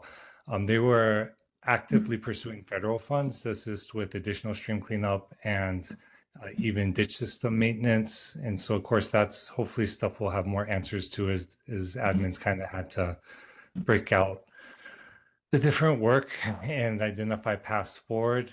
And of course, I'm just grateful for their work in our community and on the ground, particularly our community equity liaisons working late hours and everyone that's been in the community and responding to the flood. One of Mahalo Parks for addressing the pothole that came up near Three Tables. And yes, it is coordination between state DOT and city facilities maintenance that we're removing the fill from Weed Circle. I did hear that at least one tree was lost, but we'll keep you updated, but you may hear before us if there were more. But of course, appreciate the community's patience with that. The question that came up at the last meeting regarding raised crosswalks, the city does install raised crosswalks on a case-by-case basis, so we can have that conversation as well. The lighting on Kaukonohua Road, DFM, City Facilities Maintenance, put in a new pole, but then they realized that the transformer actually needs replacing, and this requires a secondary source from HECO, and so HECO should hopefully have that final approval in a couple months, is what DFM told us. Customer services at the city is also aware of the boat on Farrington Highway, and they're assessing removal options. Essentially, they have to do a solicitation and do bids on that. Council did pass Reso 26-134 to use clean water natural land funds or passed out of zoning and moved it forward to acquire a conservation easement over Kipuko Kalawila. So that's in partnership with North Shore Community Land Trust, Trust for Public Lands, and OHA. And so I think that's definitely a big win for the community. We'd introduced Resolution 26-161. That was to set minimum standards for the resilience hubs that the budget has $16 million for. And we postponed that in committee and are going to work with Dr. Fox at CCSR and Department of Emergency Management to finalize some options before moving that forward. And again, that's to create these community spaces that can better prepare us for storms. As I think everyone is aware, we're very limited on the shelter spaces that we have. We also passed out of committee Resolution 26-160 that I co-introduced along with the companion Reso 26-159 to prohibit the harvest of commercial aquarium fish or fish for aquarium purposes. Again, not applicable to subsistence collection, specific to the ban that's been in effect for I think about 5 years now already. And as the state's geared up to potentially again allow the permitting of collection, we just wanted to be mindful of the impact on our reef ecosystem and the removal of these reef fish that can not just affect the health of the coral, but also affect our whole food system, right? And so we want to be mindful of that.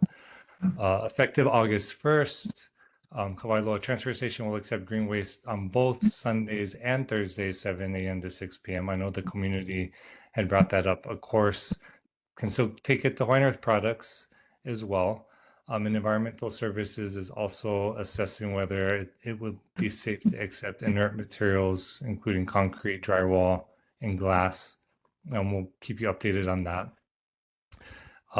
We don't have an exact date, but the Wailua Fire Station property is close to being closed on, and so we're almost there. I know it's been a long time coming with some missteps, but everyone's been working hard. We're grateful for HFT and DHLM in particular.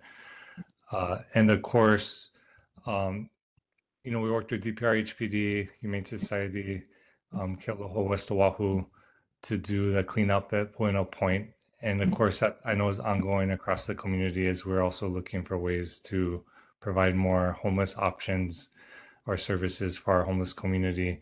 I'll just note that CORE, the HEST Emergency Services Response Team, that responds to homeless individuals is slowly moving up further into the district. We did finally get an ambulance into Wahiawa, which I think is helpful for the entire region. And so that's one avenue to, in particular, work towards more. The MH3 is what they call it, the mental health cases, where we can get folks treatment and into facilities and off the street to both benefit them, but also keep the community safe as well. And then I think it might have been put out in our email, but the SBA Small Business Association loan deadline was extended to August 13th. But you can visit oneoahu.org/help for info on that and just other city services.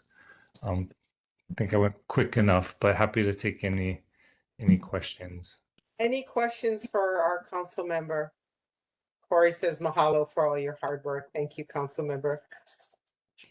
Yeah, and consistency for showing up. We really appreciate it. If you're not there, at least your very awesome rep, Kelly Anaya, is there. Okay, Carol Phillips, please.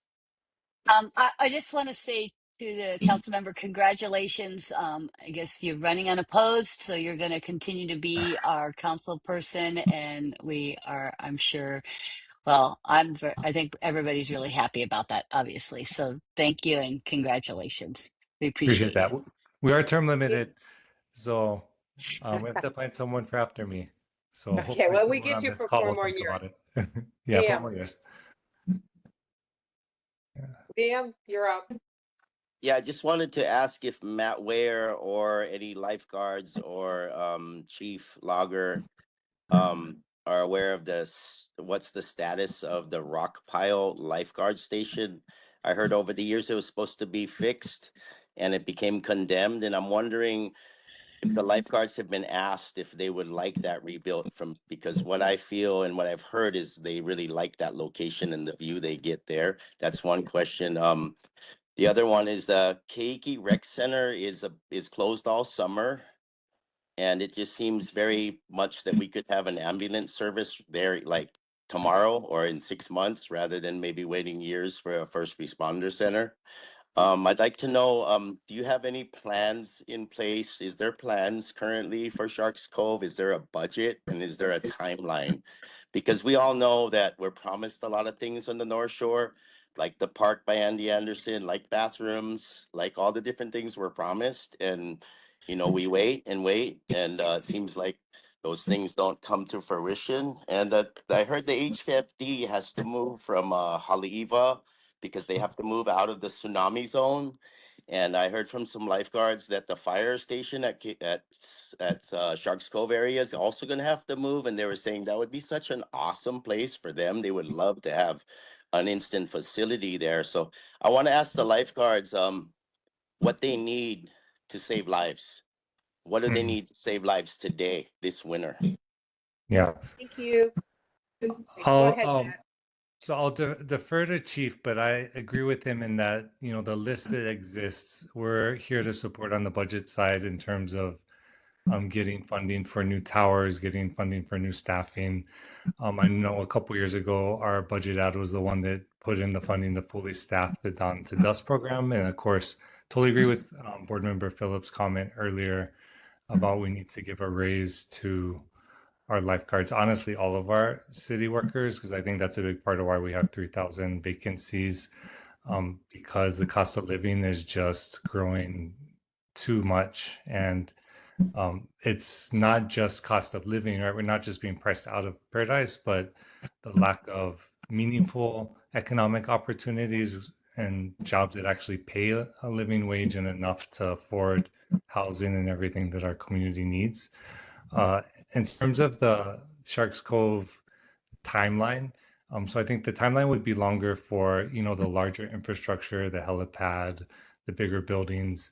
I know, and again, I'll defer to Chief, so I don't want to speak for him, but the conversation we had a couple weeks ago, they're wanting to be respectful of the current tenants. And so they weren't going to be on property until everything's finalized, but then assuming that the condition was suitable, we anticipated and hoped to have occupancy right away. Because like you said, the building that exists right now is not in a condition that I think any of our our first responders deserve to work in. We talked to emergency services. They're waiting on an ambulance in Colina, and then once that happens, they're hoping to possibly get no commitment, but I want to be transparent, possibly move a paramedic SUV up to the new location as soon as possible as well. But of course, we want more ambulances everywhere. That's part of the First Responder Center. And we also had ads in the Colau area in the last budget to try to increase ambulance services over there. I just met with Chief Lazar, was it 2 weeks ago now? And he actually was open to substation on North Shore. And ideally, we can incorporate that into the First Responder Center, but also have something on the Wailua Haleiwa side. And he acknowledged, just the need to have, make sure the community sees city services present, even in rural communities.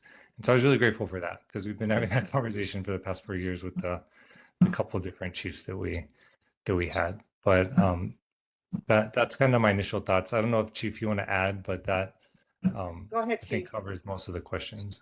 Thank you, Council Member. Yeah, thank you. I'll be really quick. Yeah, we certainly need to move out of that dilapidated building that we're currently having our offices in. It does have a great view, but it is not functional for what we need to do and for the lifeguards on the North Shore. And our intent is, when possible, we will be moving to the Sharks Cove property and using the existing structures, because that will be an improvement for us right off the bat. So our intent is to move to the property as soon as possible. Okay, thank you, Chief. Okay, we have Rex Dubiel. You have your hand up, please. Rex, you're on mute. I was on mute too, but yeah, you're on mute. Okay, There can you hear go, me? Rex. Yeah, we Okay, sure can. I just Thank want to thank Matt for always, standing up for us. And I really want to thank Kelly. She's always there at every meeting, everything we ever do. She represents him well. So thanks, Kelly and Naya, for being there. A little update on the bike path. We're going to be, they're in the final stages of planning and design. So hopefully within the next 6 months, what I've been told is bids will go out for the first phase. It's going to be done in 3 phases. So, and we're going to start at Sharks Cove. So I have a meeting with the city, the people who are involved in the bike path on August 14th. I have a Zoom meeting that I have every other month, pretty much. So just an update. It's coming. The new bike path's coming. Just be patient. And thanks, Matt, for all your support. And Kelly, you too. Thank you. Thank you so much. Makanani. Aloha Chair, aloha board members. Hi Matt, thank you so much and congratulations. You don't have to run again, I guess. You're automatically in, and thank you for everything that you do. I really appreciate it. To address Poana Point, we've been out there. There has been enforcement there and Army Beach. Not the state side, the federal side. So we did inform people there, and I gotta say they're service resistant, majority of them. Those who do want help, we get stuck between shelter availability, and then it's like you just stuck there. You just don't know where to put them because there's no space to put them anywhere. Shelters are full. People aren't moving because there's no housing to place them in, so it gets bottlenecked over there. We're still working on it. We're still out there. The MH3, so yeah, that's for the mental health. The core is more like a like healthcare facility. They can go out there, they do wound care, and they can address their mental health issues and refer them and take care of that as necessary. But a lot of times they end up back out, once they're treated and stuff. But I had a community member question just for myself. I was curious, is there the grass, I just noticed the grass going down Kaukonahua Road and just that whole roadway is just so overgrown. The bushes are overgrown. So I noticed people are navigating through there more. Like they're finding their way in the bush. And I think it's such a fire hazard. And I know our taxes pay to cut it. So is there any plans to have the brush cut? All that grass is just overgrown. Yeah, thank we you. can follow up on that, Yeah. depending on like where exactly it's at. Yeah, And Makanani, I think those are the berms and those are on private property. And that may be a problem because the city does a terrific job of keeping the right of way along the roadway. But Matt, could you check into that? Maybe there's something, I know there's rules out there that maybe we could look into it. Thanks, Makanani, for bringing that to our attention. Appreciate that. We have Ian. Ian, please go ahead. I wanted to speak about another issue. Is that appropriate for right now? No, please, whatever question you have, please go ahead, sir. Okay, good. So let me make sure. Can you guys see me now? Yes, we sure can. Thanks, Ian. Okay, good. So I've been working for the North Shore Surf Shop for about 5 or 6 years now for Uncle Liam. So he asked me to come out and just speak about my personal experience about working for them, and like how I wanted to like really share like, you know, everything that I've ever done there. I say for about a year. The first year I worked there, I was there about every day for about 11 or not 10 months, and I really got to know the place and fall in love with it. And I was just really embraced like it was a family, and it really showed me that like this is what Hawaii is about, like aloha and this whole spirit of like togetherness. And it hurts me to see that it's not going to be there anymore in a special location. And what hurts me more is that the reasons for it, that you want to build a first responder center, but there's other places that are right nearby, that it's done through this use of like the government buying it with a bond that says it can't be used for commercial use, and how promises were given before that things weren't that's supposed to be that way. And it just feels like wrong, like counter to everything else that of my experience of being in that place. So, you know, I just wanted to come out and say stuff like that in a respectful way. So, you know, and I've tried to talk about it on the internet, on forums and things like that. You know, I faced bullying and harassment when I've come 10 to this. seconds, Ian. Please And, wrap up. you know, I hope to continue things in a civil way. So thank you so much. Thank you for sharing your comments, Ian. Appreciate it. Yeah, Thank you very appreciate much. that. Okay, Karen Gallagher. Yeah, hey, Matt, I'm just wondering, I don't know if this is your Kuleana or not, but I drive around Waimea Bay regularly, and it is one of the most beautiful views in the world. I've been to like 12 countries, and it's absolutely phenomenal. But the city or the state or whoever just allows weeds to grow up all around it, so you can't even see the view. And it's always been bad on the Haleiwa side, and after the Kona Low, all the seeds sprouted up on the Sunset side, and it's just really disgusting and kind of an embarrassment. So I'm just wondering if the city can do something about that, do some We can weeding. follow up on it as well. It depends on, you know, whether it's within the DOT portion of the road. Exactly. Or Yeah, maybe we could do some midnight gardening down there on our own or something. I don't know. yeah, But yeah, hopefully it can be done legally. Thank you. yeah, of Thanks, course. Karen. Appreciate it. Blaine Andrade, please go ahead. Aloha, just, sorry to bombard you on the topic of weeds, but I put it in the chat, but just on behalf of the North Shore Hamas Little League baseball team that represents us in the Central Oahu Baseball Association, can we please cut the grass at the district park? We literally can't find the baseballs in the outfield. I'm 6'1", and the weeds are like to my knees, so The district sorry to park. bombard you with all these Oh, cut requests, but we're losing balls on the daily, and I would appreciate a cut. no, that one is very clearly city responsibility unless it's MOU'd out to DOE. So I'll double check with Dr. Fox as well, and we can tag team talking to DPR Parks Department about that. Or Lua Appreciate District it. Parks, yeah. Yes. Yep. Thanks for bringing that up, Blaine. Appreciate that. I think Corey, you had your hand up, Corey. Please go ahead. You're on mute, Corey.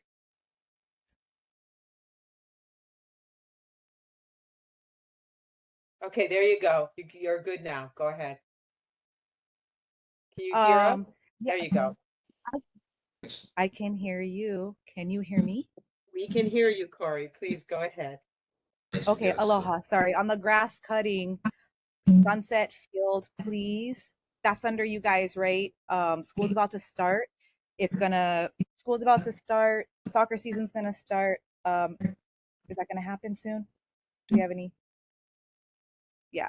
Is the grass What happened cutting? last year was Yeah. somebody cut, so one of the community members ended up cutting the grass, and then it turned into they got in trouble and they weren't supposed to do that. And so here we are.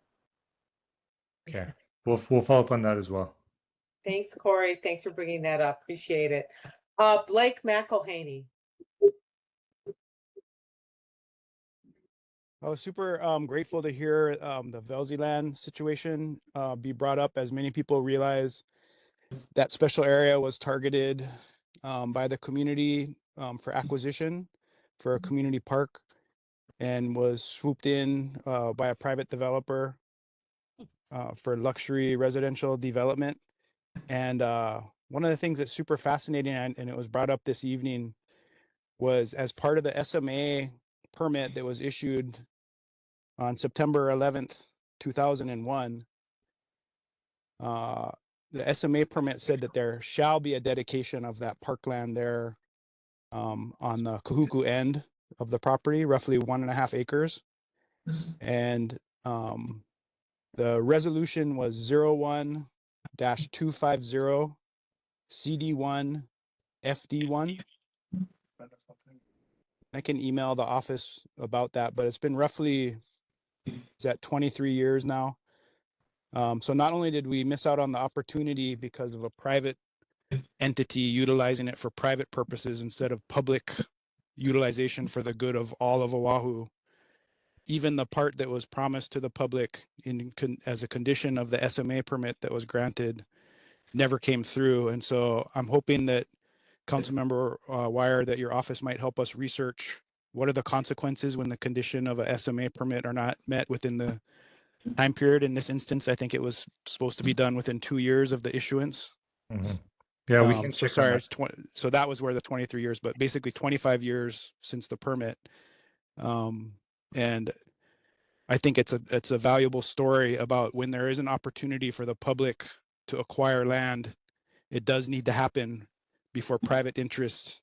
Hey, Blake, please come wrap in. it up. Thank So you. thank you very much. I'm grateful for the opportunity to raise that issue. That was Okay, thank- 01-251. 01-250 CD1 FD1. Okay, perfect. Okay, thanks, Blake. Okay, Larry McElhaney.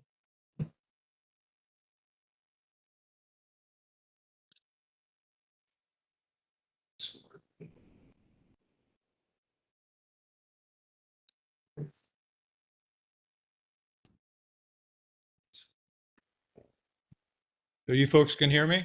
Yeah, we can hear you now, Larry. Go for it. Okay. Hi, council member. I know you've got a real full plate. You've got some big fish to fry, but as you know, a little nonprofit group takes care of maintaining Haleiwa Beach Park, Mauka. And somebody, I'm not sure who it was, prior to the 4th of July celebration, somebody cut down a couple of coconut trees kind of right in the middle of the area that we mow, and they left some rubbish and a kind of a depression there. It's going to make it hard for our guys to mow around there. I was wondering if you could have Kelly look into that and see if we can't get it filled in or evened out somehow.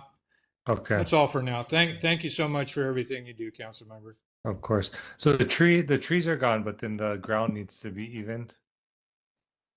Yeah, it's like there's a couple of low pukas, like when there's a stump in one of them. Okay. It's hard to describe, but No, that makes sense. if somebody goes into, sorry. Oh, I was gonna say that makes sense. Okay. Thanks, Larry. Appreciate you. Okay, Crystal Dembrau.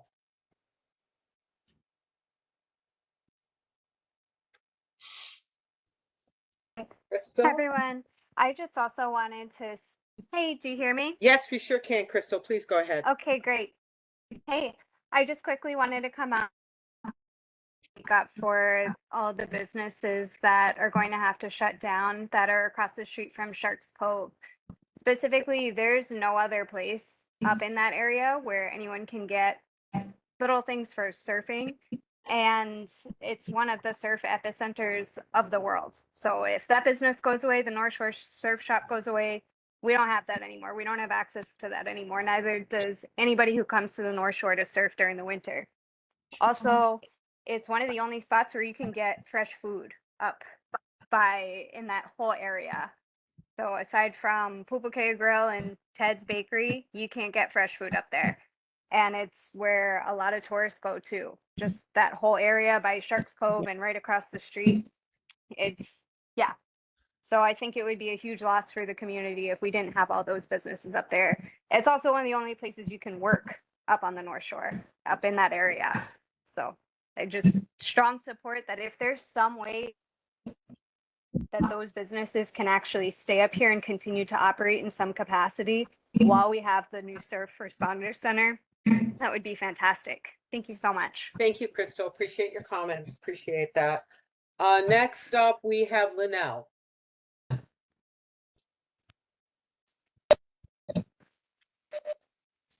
Well, hello, everyone, and thank you, Matt, for all of your hard work. Just so that everyone on this call knows, I was born and raised out here on the North Shore, born in Kahuku. In a few days, I'll be 70 years old, and I've seen all kinds of accidents happen out here. And I have to understand, each and every one of us who live out here on the North Shore, who work out here on the North Shore, we all have a relationship with the ocean, whether it be sports, recreation, leisure, and sustenance.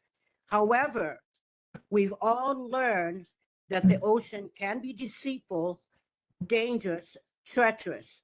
So knowing all that, and people who have a lot of friends that are lifeguards are very much aware of this. We all should be grateful and appreciative that this project at Hanapohaku is moving forward and it will happen. Thank you. Thank you, Linnell. Appreciate your comments. Happy Okay, I birthday. think, Rex, you were up next. Thank you for your patience while we got to those who hadn't already spoken. So please go ahead, Rex.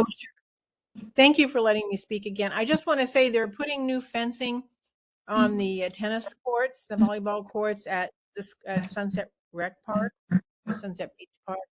And I'm so grateful because it was in really bad shape. But Matt, if you could get them to put a little bit more effort into like weeding around the courts on the outside of the fences and again, mowing the grass. Just that's what Corey brought up, I believe, a little bit ago, because the gentleman that, I mean, they were getting so frustrated. The grass was knee high. And we went out on a fire drill, and the little kids, the little kindergartners, it was almost kind of hard to see them because there's this new kind of grass that's been growing on the North Shore for about 15 years that goes really fast and really high.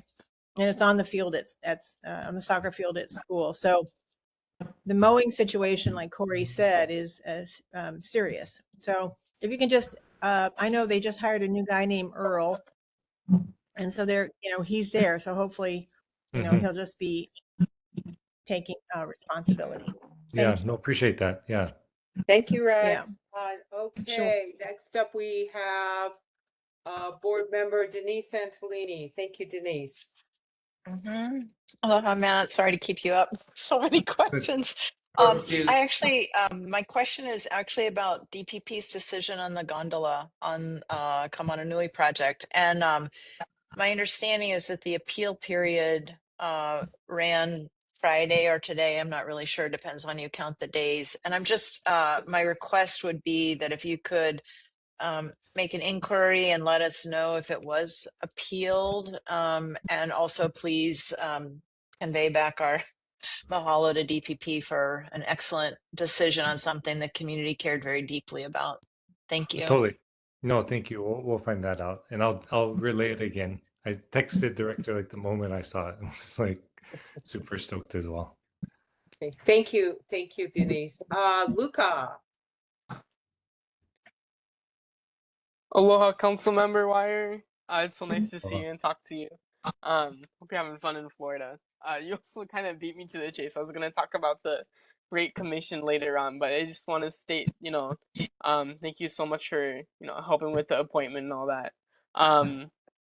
But I also wanted to note that at the intersection of Pupukea and Cam Highway, there is a pedestrian, I don't know, button there that's like literally hanging on by a thread, or Okay. by a wire.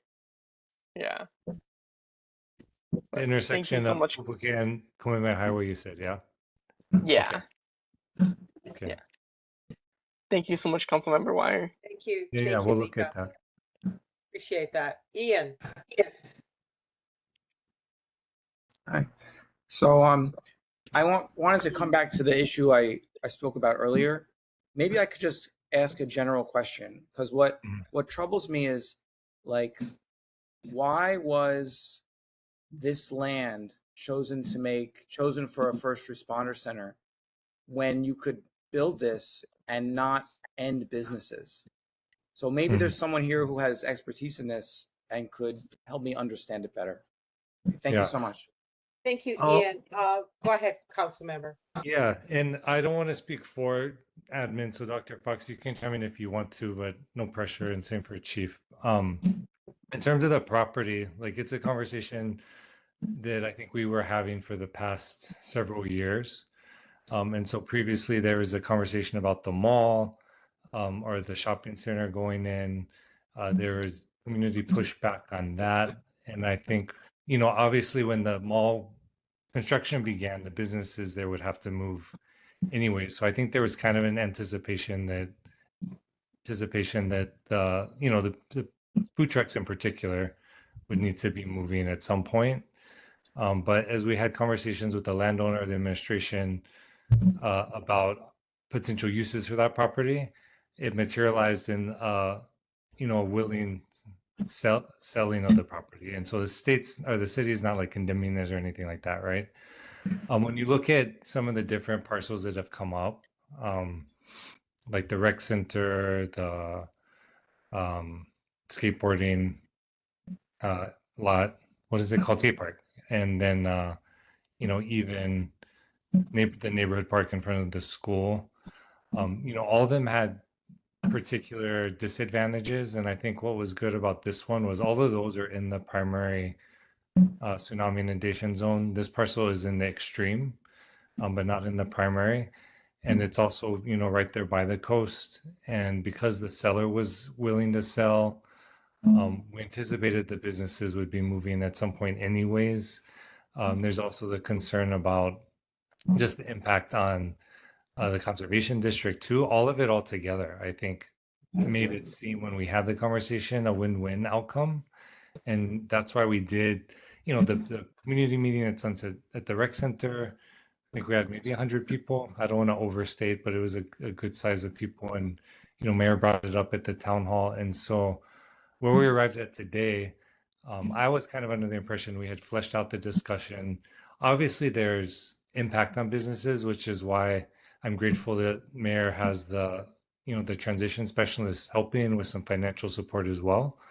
But I think it's really where we want to be in that conversation, because I know I talked to some of the business owners and it was about, do we want to evaluate other locations and options? But then sometimes the conversations kind of shifted back to, we want to try to maintain this particular location.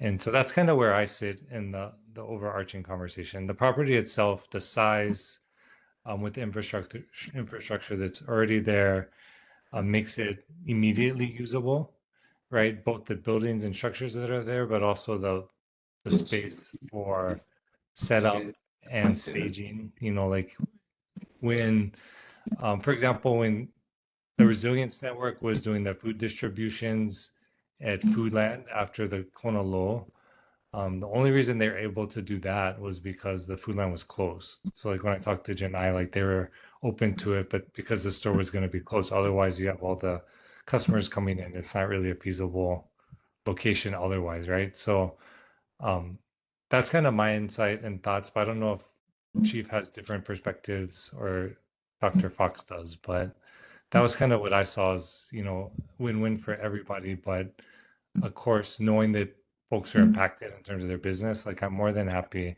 like I told folks, to talk through the meetings with the specialist, the relocation specialist. But I don't know if you have any follow-up on that, but that's kind of my initial thoughts. Thank you. Dr. Fox or Chief Logger, Liam, I do see your hand up, so don't worry, we'll get to you. Thank you. The Chief or Dr. Fox, is there anything you wish to add to the conversation? Board Chair and board members and council member, I'm happy to read a statement on behalf of the administration. For us, the City and County of Honolulu is purchasing the property to establish a designated first responder hub, which to us is an important public safety investment that will support emergency response operations for years to come. Due to applicable law regarding the funding source being used for acquisition, the city does not have the legal authority to allow existing tenants to remain on the property on a long-term basis. Once the purchase is finalized, which is anticipated later this summer, the city will issue the required 90-day notice to vacate. The city is committed to assisting affected tenants throughout the process in accordance with applicable relocation requirements. The city will provide relocation assistance to help tenants displaced as part of this project. A relocation consultant has already been in contact with all tenants and is meeting with them individually to discuss the relocation process, available assistance, and answer any questions that they may have. And then, Board Chair, I do have another statement on behalf of the Department of Parks and Recreation for any questions on why could we not utilize other DPR lands, and our position is that parklands are for public trust. Parklands are public trust lands dedicated for public recreation purposes. Commercial activities are prohibited or allowed temporarily under very narrow legal requirements to protect the public trust for recreational uses. If we did not have these laws in place, the public would quickly lose recreational spaces for other uses. Thank you. By the way, I just need to let everybody know we have about a half hour left before our meeting ends at 9:30, but we will continue on the conversation. Thank you. Chief Logger, please go ahead. Yeah, I don't have too much to add. I can concur with everything that Councilmember Wire said. This discussion has been going on for several years. And I just wanted to share that with regards to the conversation that we're having, I did send a message out to all of my staff, the lifeguards. Just to paraphrase, I said, I want to make it clear that the Honolulu Ocean Safety Department does not have a position on whether the vendors should remain, nor do we have any authority or role in making that decision. Our department is simply the future occupant of the property once it's transferred to the city. So we're very grateful and we're excited for the opportunity. So that's where we stand. Thank you, Chief. Okay, Marcia Taylor, Alan Leonard, and then Liam. Then we have someone in person, yeah. Oh, yes, Dodell. Oh, yes, I see. Oh, yeah, some yeah, we people came in all the way person. down to Very Cleveland. nice. Thank you Alright. so much. Okay, well, listen, Go ahead. Marsha, Alan, and Liam, I'm going to ask you to wait for a minute or two since these folks have been waiting patiently in town. So go ahead, sir. Please go ahead. Hey, my name is Brooke. I'm from the North Shore. Since you guys are using bonds to purchase the property, I just want to know how you got in front of my perfected lien of $5 million and haven't paid your creditors before you purchase anything. In fact, a couple of us in here, we have over $50 million in perfected liens against the city and county and the state of Hawaii. And we need to be paid before you guys can purchase anything. I have my lien right here in front of you. It's been filed with the county recorder. Okay. So I don't believe it's lawful or legal for you guys to purchase anything until your creditors have been paid. And I'm one of those creditors. Okay, thank you, sir. Sir, what I would ask, if you can give all that information, including your names and phone numbers, to Zoidel, so we can ask the proper people to research this for you and get back to you. I would really appreciate that. Thank you. Ma'am, the research doesn't need, we'll hand a copy to this gentleman's, Shodell. Thank you. Shodell. Okay. Real quick. Go ahead. Your state and county auditors refuse to audit. Okay? There's major corruption going on in the city and county of Honolulu and the state of Hawaii. That needs to be addressed before you guys decide that you need to pick up any other properties and destroy family businesses, which I know all of these families. I work for Liam. I work for North Shore Tacos. I don't work at the restaurants, but these people have built up this community. And it seems like the other property, the Velzy land and all this other stuff that you guys, well, it was acquired by someone else. It seems like you guys are just buying something, then you're going to sell it to someone else and you guys are going to make some money. Okay, wrap up, please, sir. Thank you. Well, I'll let my colleague speak too. Okay, thank you, sir. Thank you for your comments. We appreciate it. Okay, sir, please go ahead. Yes, good evening, ladies and gentlemen. Thank you for allowing me to speak tonight. I'm going to follow up with Mr. Brooke Chandler there. My client that I represent, because I do auditing for the Internal Revenue Service and TICTA, the Treasury Inspector General's office. We have another perfected lien for $45 million against the city and county of Honolulu. So this is at the recorder's office. My discussion this afternoon with the state and the city and county auditor's office over the securities fraud issue for the secured party here is that they refuse to audit under Article 7, Section 10 of the Hawaii State Constitution and HRS 23-4, 23-5, and 23-7. So that's actually a violation of the Sarbanes-Oxley Act and the Securities and Exchange Act, and that's actually a felony. We've actually documented 23 state felonies and 23 federal felonies in this matter. So you got quite a bit on your plate here to handle because you've got $50 million in liens. You've got 2 more federal cases coming against you right now that are going to total more than $30 million in liens. So we're going to be coming up with about $100 million in liens. These are secured parties with perfected liens. So you are going to have to pay your creditor in charging order before you can do anything. You can't allocate any money or buy any property until these secured party creditors are actually paid. Okay, hopefully that makes sense to you guys. We've talked to the auditors. They do understand the accounting. They do understand the liens. They do understand the judgments that have been filed in the courts. So please be very careful with the property that you purchase, because if you purchase it, we are going to foreclose on it. Have a nice day. Oh, sir, before you walk away, sir, before you walk away, could you state your name for the record, please, sir? Thank you very much. Mr. Dole, I live in Wailoa. Thank you. Thank you, sir. Appreciate it. And then, is that it? Okay, thank you, gentlemen. We appreciate you coming down and waiting. Have a good evening. Okay, going back to our participants, we had Marcia Taylor. I'm sorry, Marcia, you're next. Alan, you were first. I apologize. Go ahead, Alan. Alan Leonard. Hey, thank you. I don't know if you can hear me. Yes, we can. Just fine. This is kind of just a little tangent with Kurt and lifeguards.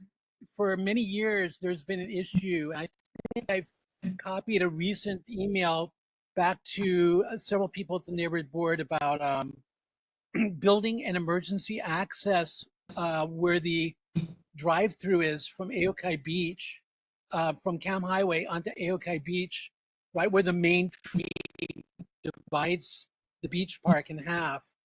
The recommendation was made probably 17 years ago to cut a piece of concrete out and make it so that emergency vehicles could just drive right through the partition directly on the beach park, instead of having to drive through the entire crowded parking lot and make a very tight turn to get access to the beach park for emergency issues. And Parks Director Thielen and Kurt might even know more about this now because I haven't heard anything recently. But I was just curious. Lifeguards ask me and I go, I don't know. I'll have to find out. But here's my question to Kurt and maybe Matt. What's going on with that situation? Thank you, Alan. Go ahead, Kurt. Matt, Go ahead.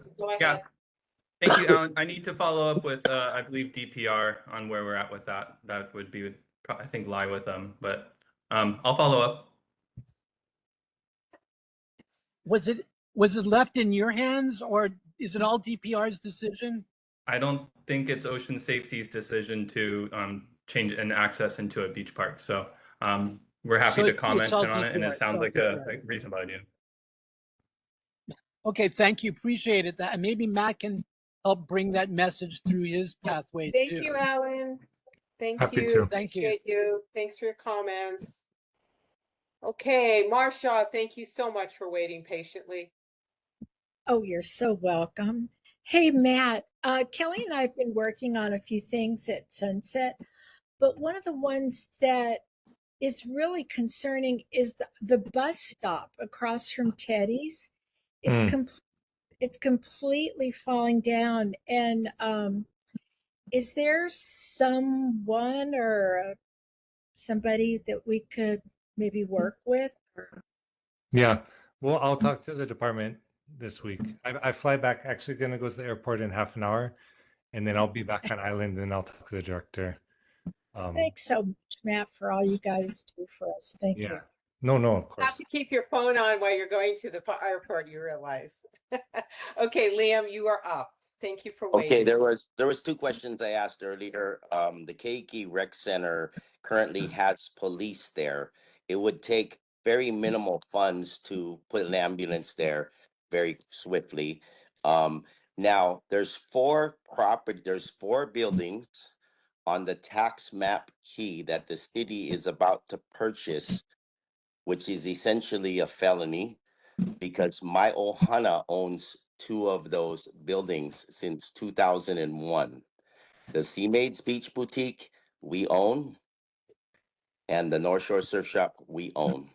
And there's a sale going through right now that has four buildings. Now, the other two buildings, you think the rock pile buildings are condemned? These buildings will be condemned on day one. So you guys will have absolutely nothing on that land of usable buildings in place. So keep that in mind, guys, that the roof is falling in the Cove Collection. That building's totally going to be condemned. The commercial kitchen there is very old. These buildings are from the 40s and 30s or whatever it is. You guys think you're going to move into a place and use facilities? You got it all wrong. You guys are going to have to build, and they forgot about a lot of things that they're going to have to do. So I want to let you know this sale, I don't believe is going to go through because they're selling two buildings on the sale that the McNamara Ohana owns. And they have not gotten any rights from our family to sell these. So I'd like to ask this to Matt. And Matt, one more last question for you. How many times in the last 5 years have you came across the street and talked to anybody across the street? How many have you, besides the other day when you gave us 1 hour of your time? How many times have you talked to the 120 employees, the 8 business owners in the last 5 years while you stood across the street? How many times have you talked to 120 people while you stood with 5 across the street? Tell me. Thank you, Liam. Appreciate it. Go ahead, Matt. I mean, I don't have an exact number. I can go through my phone log if you want. Because I know we had an hour and a half conversation the week before, and then another hour-long conversation a couple weeks before that. I know I've taken your phone call, every time you've called, or if I was away 5 years. traveling. So I think the main thing is that I'm definitely more than happy to talk to anyone. Like I told you, we could set up a meeting to meet with the employees, and you had mentioned maybe wanting to do the 120 folks and then the vendors and maybe a few dozen other people. And so I'm happy to set up a meeting to explain to everybody like kind of what's going on if you think that would be helpful. I think for me, it's just wanting to make sure I'm respectful of your time, because I know like the goal has kind of shifted every time we talked. And so I think maybe if we get clarity on that, then I can identify the best way to support. But appreciate the question, Liam. And like I mentioned before, I really do respect, just a lot of the stuff you do in the community. And so look forward to supporting in the future as well. Thanks, council member. Chip Hartman. The four buildings. Okay, the four I'm buildings. sorry, the question Liam, of the your four time is up. buildings. Thank you. I know, Thank but there's you. Thank you, Liam. Okay, go ahead, Chip. You're up. Thank you. With kind of tongue in cheek, that was interesting with the wanting to make a direct access into the lifeguard area for emergency vehicles. Tongue in cheek, what's going to happen to the golf cart pizza guy that's located right there? Thank you. Thanks, Chip. Blake McElhaney. Hey, council member. I think the recent, I would say maybe more so in the last 2 weeks or so, really highlights an important issue of how the public gets information. And I think, we have a shining example in our community, Luca getting involved. And thank you so much for your support for him as a young person getting involved. But for those of us who attend community association meetings, attend neighborhood board meetings, try and read the local media, develop relationships, long-term relationships with our elected officials, and get quality information. For people whose sole source of information sometimes is social media, and people that they know. I know you have such a big area that you represent. Do you have any advice for people that are seeking good information and to try and understand? Like, would you recommend they attend city council hearings to hear when these matters are discussed? Like, what would you offer to people in terms of how to get good quality factual information if they care about their community and want to get involved and want to know what's happening in their community? Yeah, I think signing up and going to community association meetings and then neighborhood boards. So like for our district, and I know I don't make every single neighborhood board meeting. That's why we have a staff member assigned to at least, all of our 7 to be there every single time. And then all the community associations too. I know across the district we have 16, 17. And so I think those are great venues to attend, to start conversations with your neighbors about what's going on, first in your immediate community, but then also in the broader community. I definitely think, like you mentioned, council meetings, I think, following what's going on at council, coming to hearings, testifying, but even emailing or giving a call to our office is an opportunity just to provide insight. Those are things that come to mind. I mean, we have so many amazing organizations. So I mean, depending on what area of interest you have, I know Luca's like on the Transportation Council. I know that's not the full name, but I don't know. I'm open to suggestions too, because I think we have a lot of amazing community advocates on the call, and they represent just a whole host of organizations that are doing great work. But I would say come to the neighborhood boards. I mean, I think that's a great place to start. Before I get to you, Marcia, one last time, I just wanted to announce, or actually I'm going to ask Raquel to announce a school activity that's coming up for our school, it says president of the school council. So please go ahead, Raquel. Huh? Oh, hold on a second, sorry. So Wailoa High School will be coordinating and conducting their homecoming preparation for September. There will be a parade in which they will be getting their permits for. So September 10th, going on from 4 p.m. to 5 p.m. We'll be taking the same routes that we typically take from Wailoa District Park, going up Gooddale, and ending at the high school gym parking lot. And this is basically to advise everyone so that we are compliant with our permit requests process for city and state. So this is to acknowledge and let everyone know that that is coming up. And we do actually have the roads blocked off just prior to the parade's initiation, as well as for a few minutes after it's completed, and then they will reopen. So yeah, September 10th. Hope to see you there. Okay, thank you. Thank you. We appreciate you for doing that. Marcia, did you have anything else you wish to share? No, not at all. I'm fine. Okay, Already. not a problem. Council Thank you. member, we cannot thank you enough for being here tonight. And I know it's like 3 a.m. in the morning, and God bless you for doing that. You are a trooper, and wow, can't thank you enough. We look forward to seeing you in the person at our next board meeting in September. So thank you, sir. Cecil and Kelly's still going to be on if any questions come up as well. Okay, great. Thank you. We appreciate that, sir. Thank you very much. Okay, moving on really quickly. We only have about 10 minutes left in our board meeting. Are there any residents' concerns that have not already been brought up tonight regarding any other issues that have already been brought up, including Sharks Cove, weed eating, stop sign, traffic bombs, all of that stuff? Anything that's not related to any of that? Does anyone have a resident concern? Yes, Corey, please go ahead.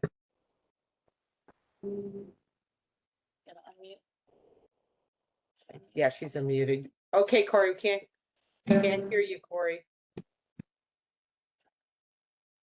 Can't hear you, girl. So sorry.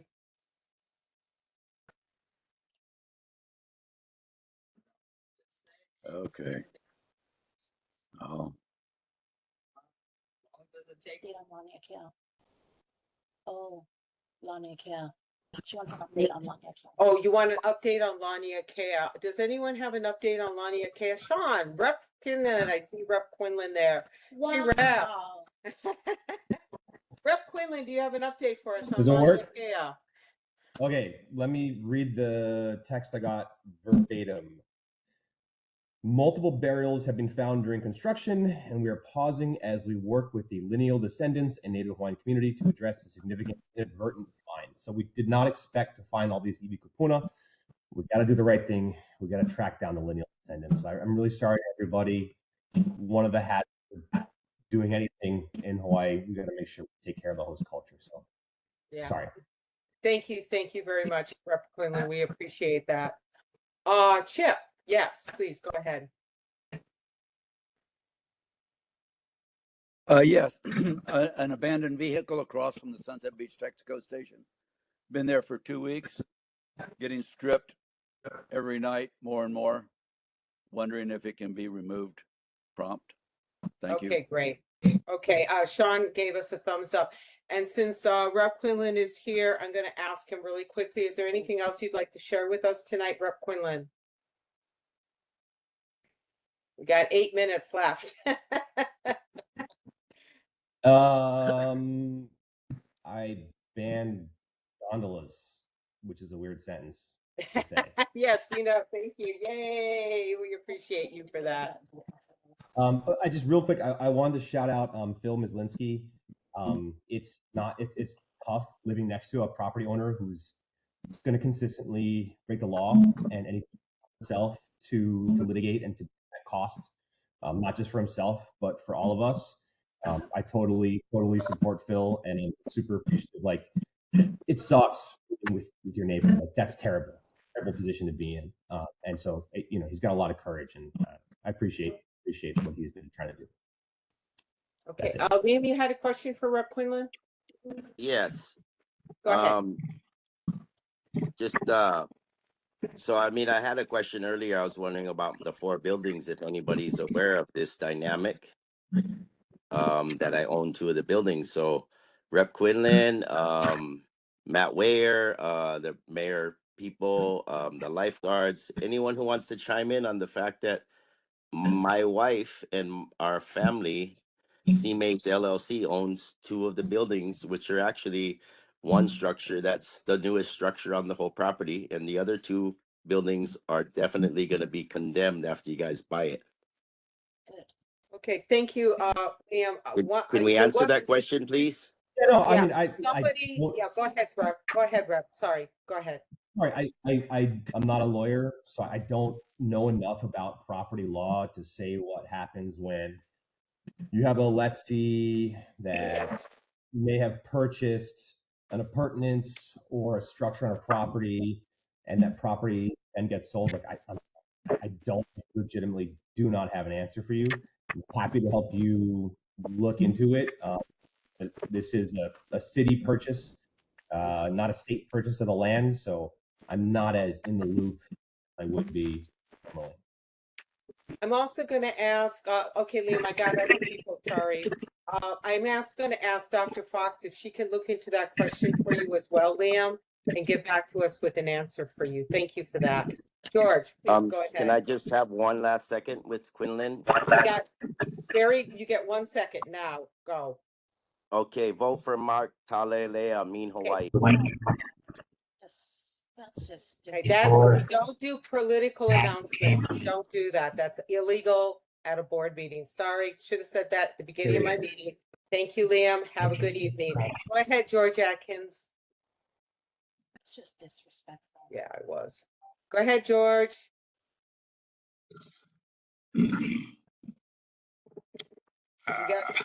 Yeah, I just wanted to let you know my sound went out before Matt came on.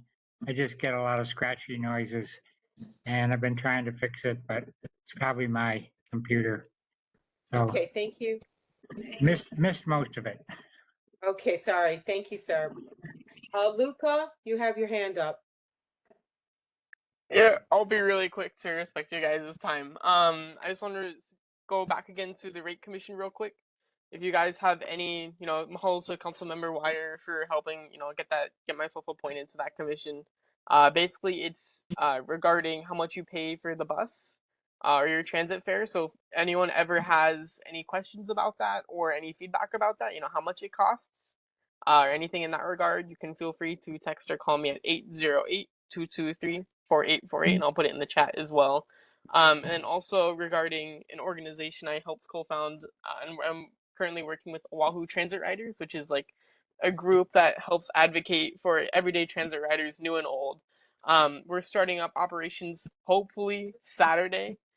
We have the money from Ulupono, and we have a local kind of federal nonprofit that's helping us host. So hopefully next neighborhood board meeting, which I might be in Vermont then, but I'll give you guys more information about that, and you might see some flyers up in some local businesses starting this weekend. But mahalo, you guys. Thank you so much. Okay, thank you, Luca. And Carol, real quick. Just a quick mahalo to Rep. Quinlan for all of your efforts that you put in to help get the FEMA funding for the flood relief for our community. That helped a lot of people, so we appreciate that. Thank you, Rep. And finally, we'll have Mark, you're here to represent Senator Awai. You have about 2 minutes. Thank you. Can you hear me? Sure can. Okay, aloha everybody. Mark Talea on behalf of Senator Brenton Awa. July 15th marked the deadline for the governor to take action on all bills passed by the legislature this year. In total, the legislature passed 268 bills. Of those 265 were signed into law, 2 were vetoed, and 1 became law without the governor's signature. With the legislative session now complete, our office has shifted its focus back to district work, following up on community concerns, assisting constituents, and making sure projects and funding approved during session continue moving forward. One of those projects received funding just today. While it's located in Wahiawa, it's also good news for the North Shore, especially with the recent heavy rains and flooding we've experienced. The governor and his administration released $58.5 million in capital improvement project funding for improvements to the Wahiawa Dam. The funding will go toward construction and upgrades to the dam spillway and other related structures to strengthen the dam and improve flood protection. I also wanted to mention an update that I forgot to include in last month's report. The governor released $2 million in CIP funding for additional construction related to the realignment of Cam Highway at Laniakea Beach Road.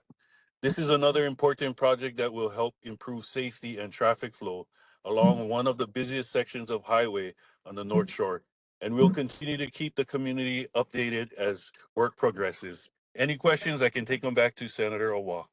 Okay, well, we're just about out of time. We'll take one question, Denise. Thank you. Aloha, Mark. Thanks for the report. You mentioned a lot of bills.